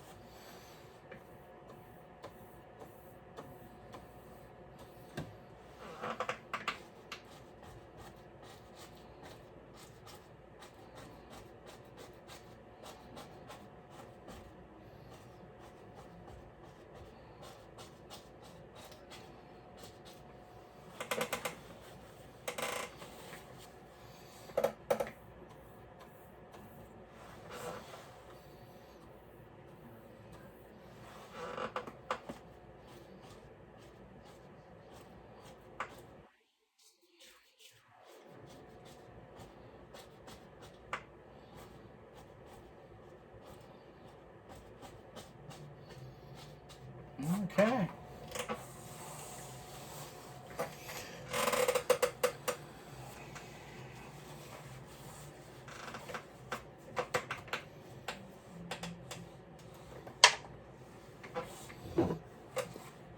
Almost forgot about my coffee, and that would be just wrong.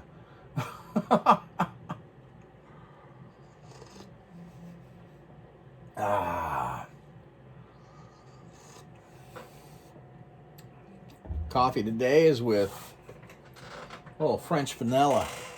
I don't like my coffee black. Just don't. It's really weird though, because you told me I couldn't have my coffee. We're gonna have a very upset Dale.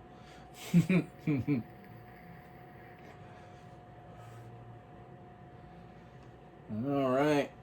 I'm hoping you're enjoying this painting so far. So far, we're getting there. We're getting there. I'm just kind of checking things out, see what I want to do. I see a few things I want to do. We're just about ready for our great big giant bravery test. Yes, we are.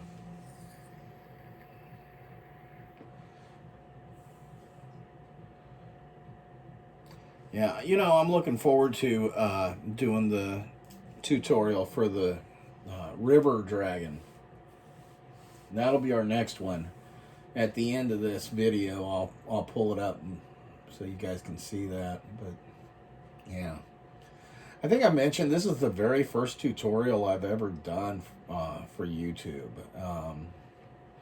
I'm hoping that the quality and content improve with experience, but quite honestly, there's really no guarantee of that. It's just an old plumber who likes to paint, throwing some paint at a canvas and seeing what sticks. That's all it is. So, like I said, I hope that you're enjoying it.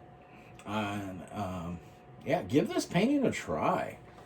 It's kind of cool. I mean, I started this painting off, well, the original one over there, I started that off not really even knowing what I was going to paint. All I knew was I wanted a moon in it.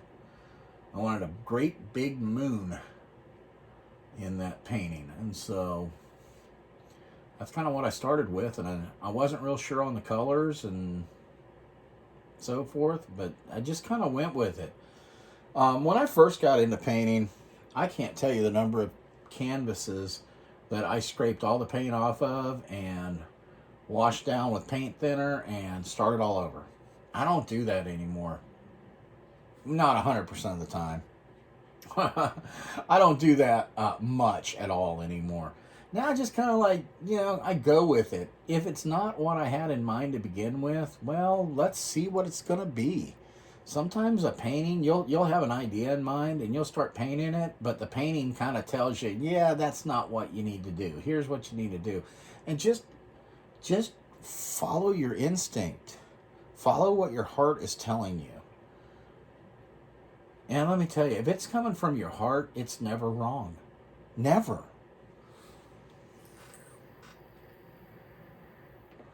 So let these paintings come from your heart. That's my slogan for Dale Cullen Art. It's Dale Cullen Art, paintings from the heart. Because that's what I feel like I do, is I paint what's in my heart. So, that all being said, I'm going to go back here to my liner brush. And I'm going to dip. Now, a liner brush is made to be used very wet. Very wet. So I'm just dipping it in some oil. And you can use paint thinner.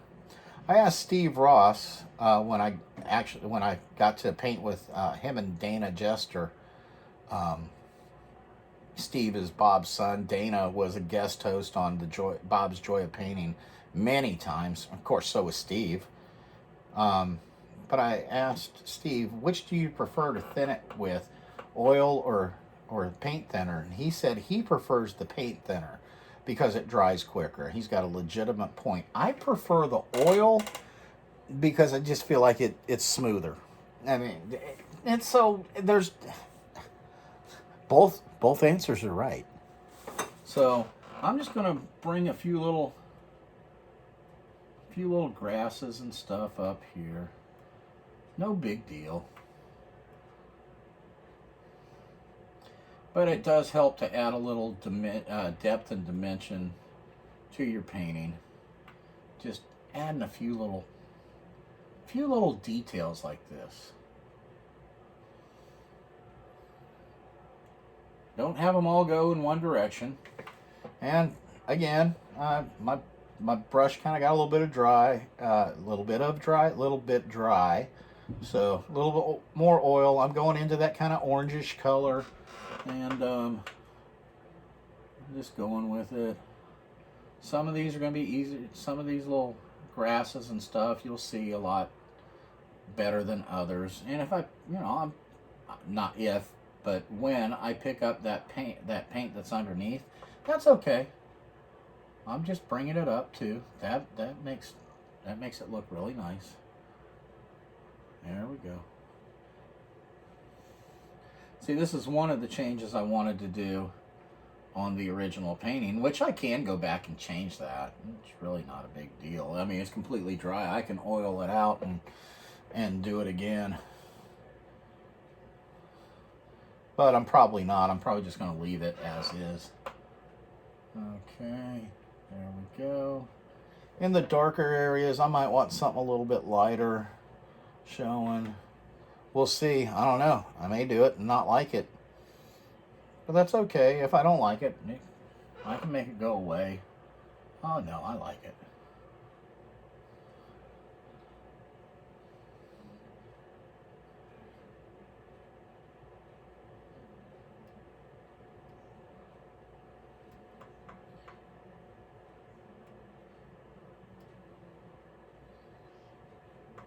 Okay.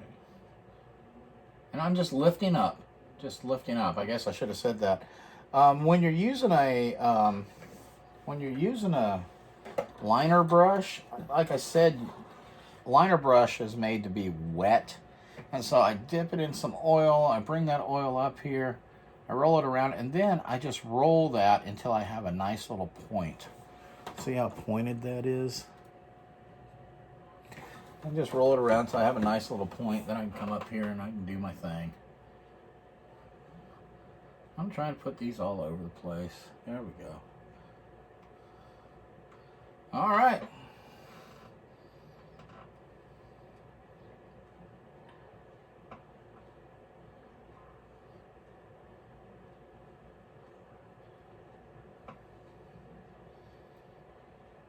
You know, like I said, first video for YouTube, First tutorial, I should say. I do have one other video up, and it's doing an underpainting. But I'm going to try to make it a point that if it's a tutorial, to put that in the title, tutorial. The other paintings, the other things I work on that are not tutorials will just be me kind of doing it. And when you see those, stuff like an underpainting and color glazes and stuff, I'm not the guy to teach you. Mazart Studios, Marion Dutton, she's the one to teach you.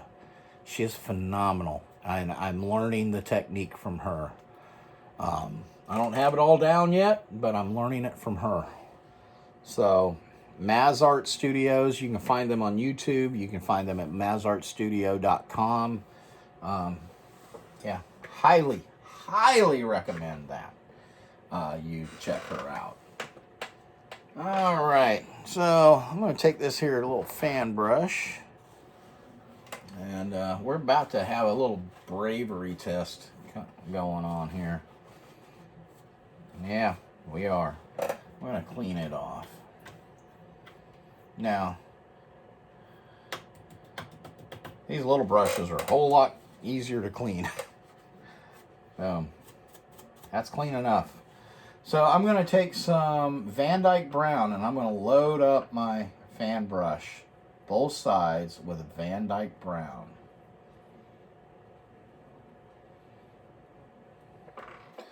Okay, it's nice and loaded. And I have to decide where I want this old dead tree to live. And on the original, I had it too close over here because that arm that goes out in front of the moon just was too long, my opinion. So I think I'm going to put it right here. And we're going to come all the way from the top and start bringing it down. And as I get lower and lower and lower, I'm adding more and more pressure. Boom. There we go. I'm going to load up again with some Van Dyke Brown. I'm going to come right back here.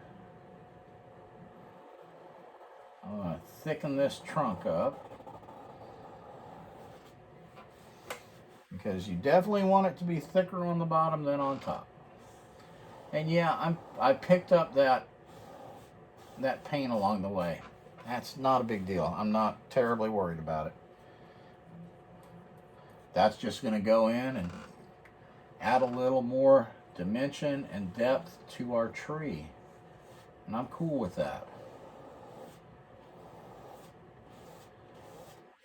Just straight Van Dyke Brown. I've got nothing else in it. And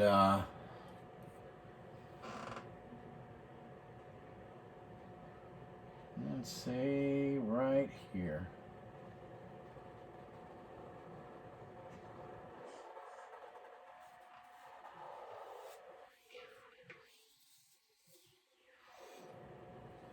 Oh, I just dipped into black instead of Van Dyke Brown. That's all right. I'm not going to clean it off.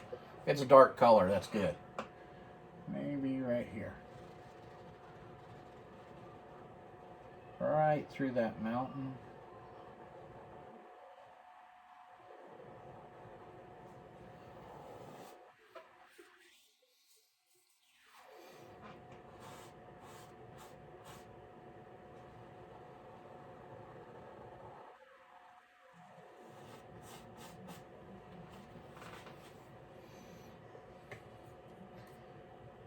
Okay.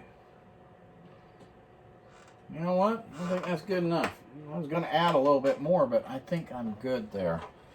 I'm going to take that liner brush, and I am going to clean it.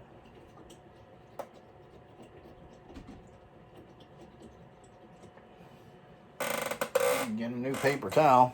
I'll tell you that right now. I need me a new paper towel. And we're going to go into the oil, into the Van Dyke Brown. I'm going to make it nice and thin, almost like ink. And we're going to go right here.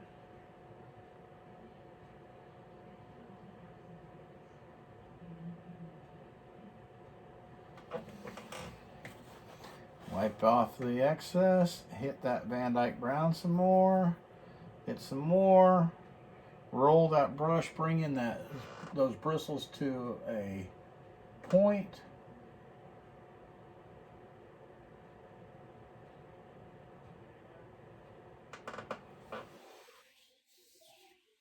Yeah, wipe it, pick up some more paint. I need to fix this. This needs to be a little bit thicker right here. There we are.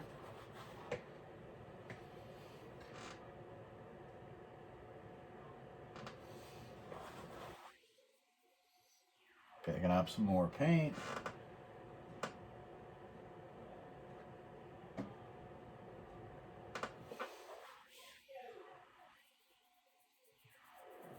And more paint.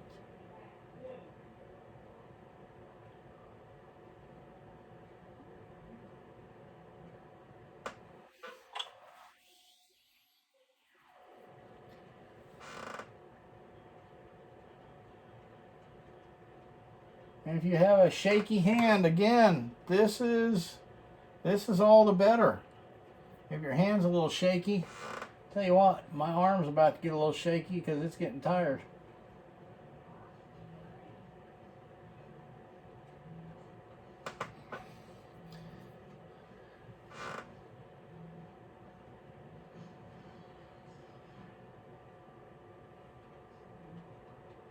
It's okay if these things cross over each other.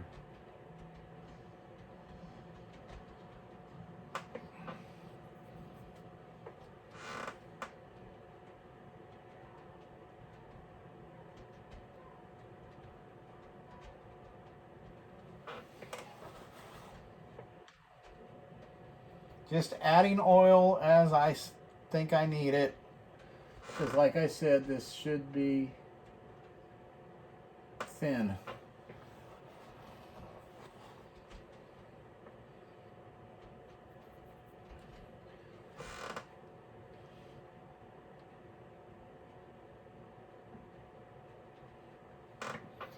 Now, not all those are going to be going over the moon. Come down this way. There we go. And I think you have to use your own, your imagination and decide where these tree branches live.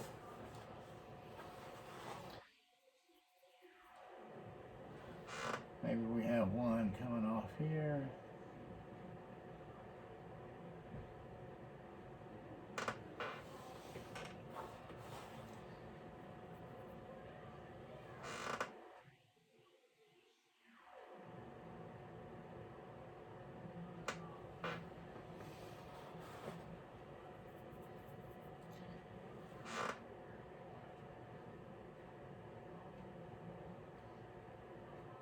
And some of these may be a little hard to see just because we're in a dark area, and that's okay. Remember, you don't always see everything at night in Mother Nature either.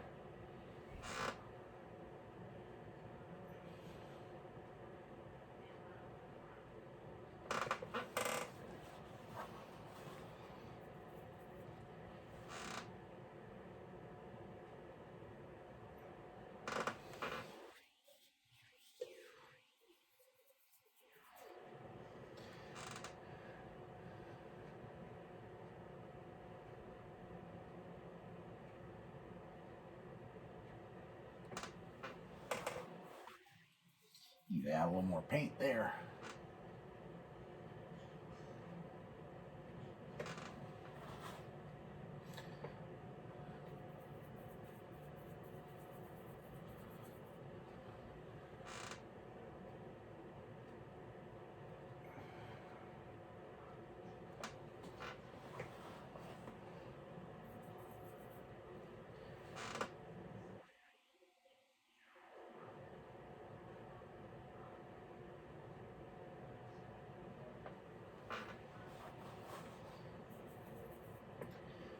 And you just decide where you want these things to be, and where you decide they go, that's the exact perfect spot for them.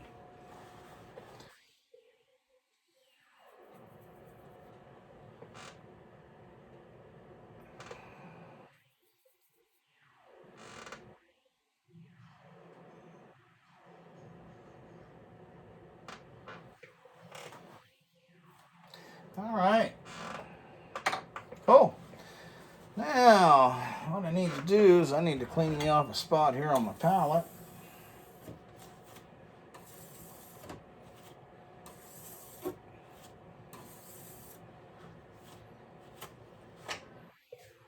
And I'm going to take some white and some burnt sienna. And just like before, when we mixed these two colors, I'm going to leave it kind of marbled. I'm going to cut me off a roll of paint, and I'm going to come right down here on the trunk, and I'm going up.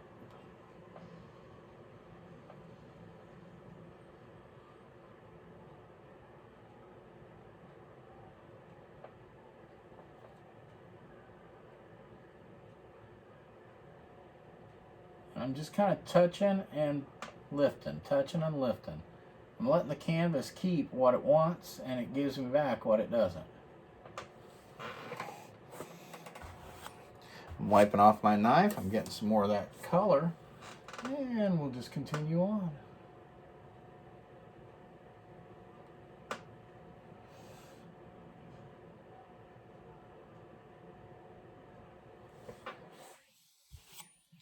It gave me back what it didn't want.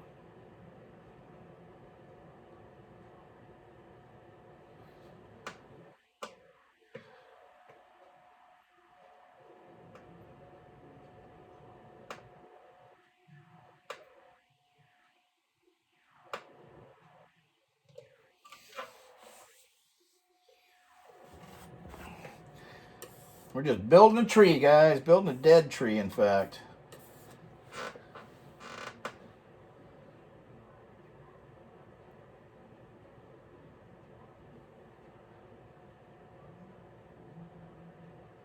Now, there's that. There's that. A little bit there. Yeah. Okay. Now I'm going to take some Van Dyke Brown, and I'm going to mix in that color. Mix it in there. It's going to kind of gray things out, which is fine. A little Van Dyke Brown, and maybe add just a touch of black to it. Maybe even a little bit of this blue that I have left. It's got a little yellow in it, so it's a little greenish, but that's all right. Ain't no big deal. Now I'm going to cut off the roll, and I'm going to come over here on this side of it.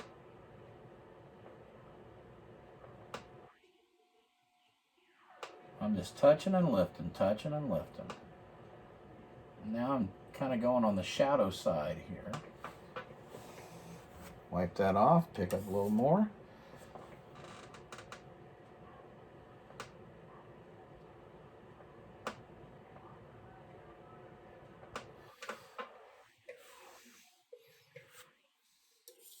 I'm going to have to mix up some more.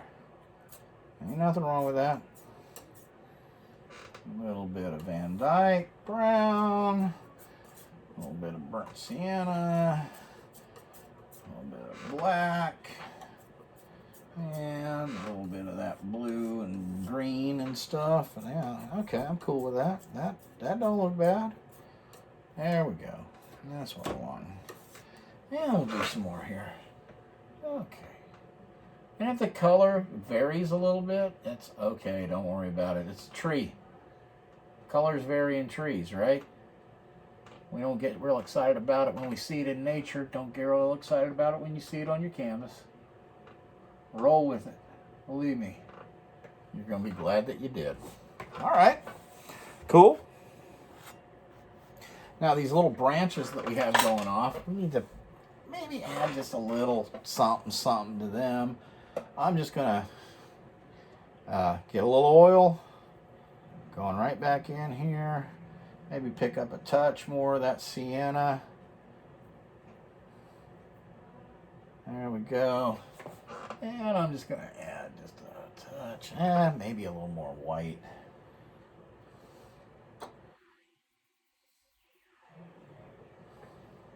That's just it. If you don't like it, stop. Try and find you something that you like.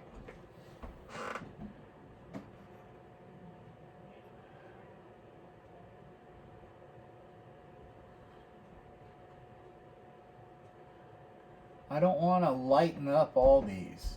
I just kind of want to add a little touch of something here and there. That's all. No big deal. Just something, a little something here and there.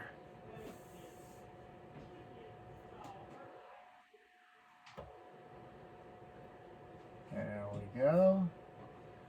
And just keep on rolling with it here, guys.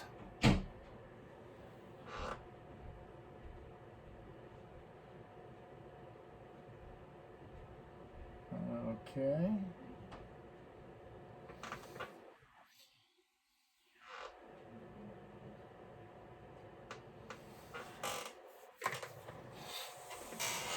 I think I'm cool with that. But this looks kind of gnarly down there, so let's find our, what did we do with, yeah, this will work. Get our brush, go back into this color we made all these bushes with, and just kind of cover up his little feet there.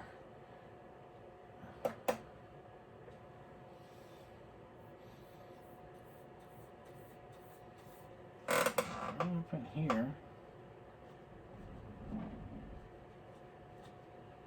I just added a little bit of white to that bush color that we were using, because right here where that light's shining, it might be a little bit lighter.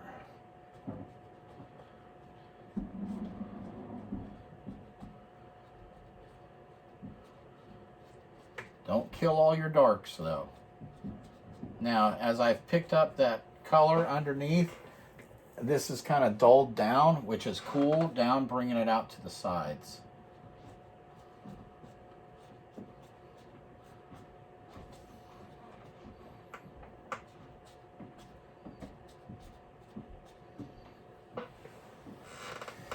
And something else I think I want to do, I think I want to add to that tree just some straight burnt sienna. Straight burnt sienna. Here and there and here, as Bob would say. I wish I had had the opportunity to meet Bob Ross. I really do. I did get to meet his son. I got to paint with him. I actually have a painting because I was having some trouble on a spot, and Steve came over to help me. And he actually put snow on one of my mountains, so I have a painting that has a Steve Ross mountain or snow on a mountain in it, and I will not get rid of that one. I will not. April. Steve and Dana are doing another workshop, from what I understand, in Winchester, Indiana, which is, I don't know, it was close enough for me to ride my motorcycle to, but they're going to be doing another one April of 2021 this year, and if they do it like they did the last one, it'll be a 4-day thing, but you don't have to go to all 4 days. The last one I only went to 1 day. And I don't know this year if I can pull off 4 days from work, but I know I can pull off 2, a Friday and a Saturday. So I'm going to go, and I cannot wait. I'm telling you what, those guys, Steve is so chill, man. He is like laid back and everything, and Dana is a freaking comedian. He kept me laughing the whole time.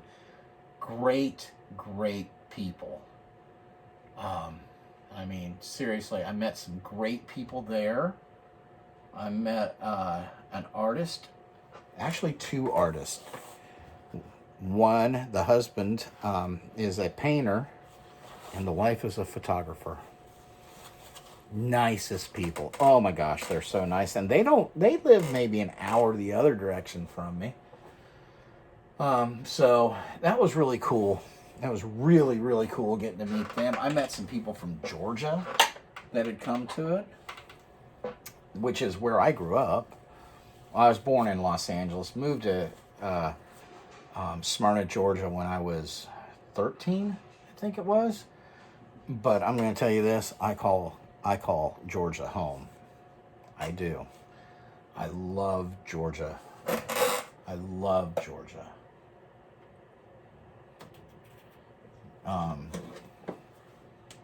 I don't live there. My wife is from Cincinnati. We live maybe 10 minutes from where she grew up, and there is no way she's moving unless I move her to somewhere like to a beach. Oh my, we had a catastrophic failure here. Oh, so much for that. Oh well. It ain't the end of the world. It's all right. All right. I spilled some paint thinner on the table. It's okay. It's a plastic table. Okay. I just wanted to get a little more Indian yellow here. There we go. Now when that yellow mixes with that black that we put underneath here, it makes a kind of cool looking green. And subtle. A subtle green, I guess I should say. Okay.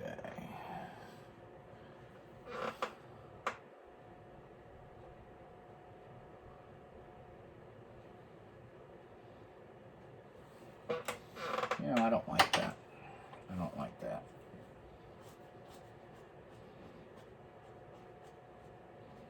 There.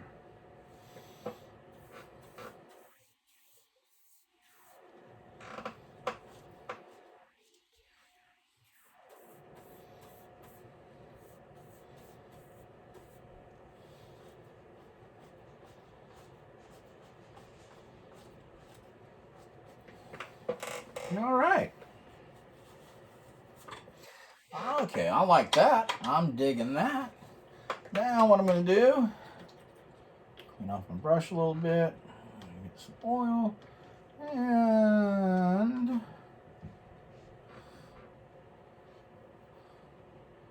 little bit of white, a little bit of yellow. Mix that up.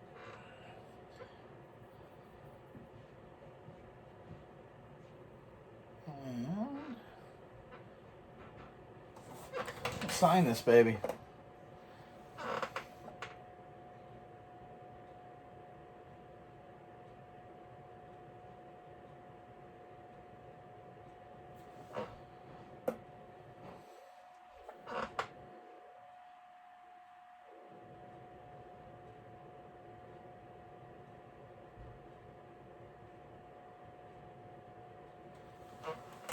All right.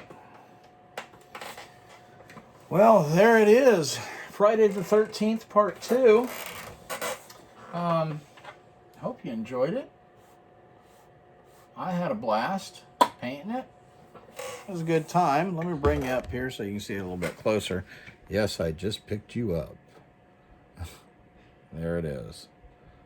So, hope you enjoyed it. Like I said, Friday the 13th, part 2. Camp Crystal Lake. I'm pretty happy with it. Camp Crystal Lake. Yeah. Yeah. The camp that the Friday the 13th takes place at. Yeah. So Friday the 13th, part 2. I hope you enjoyed it. I had a blast. Give this painting a try. It's a lot of fun. It's a whole lot of fun. So my next video will be River Dragon.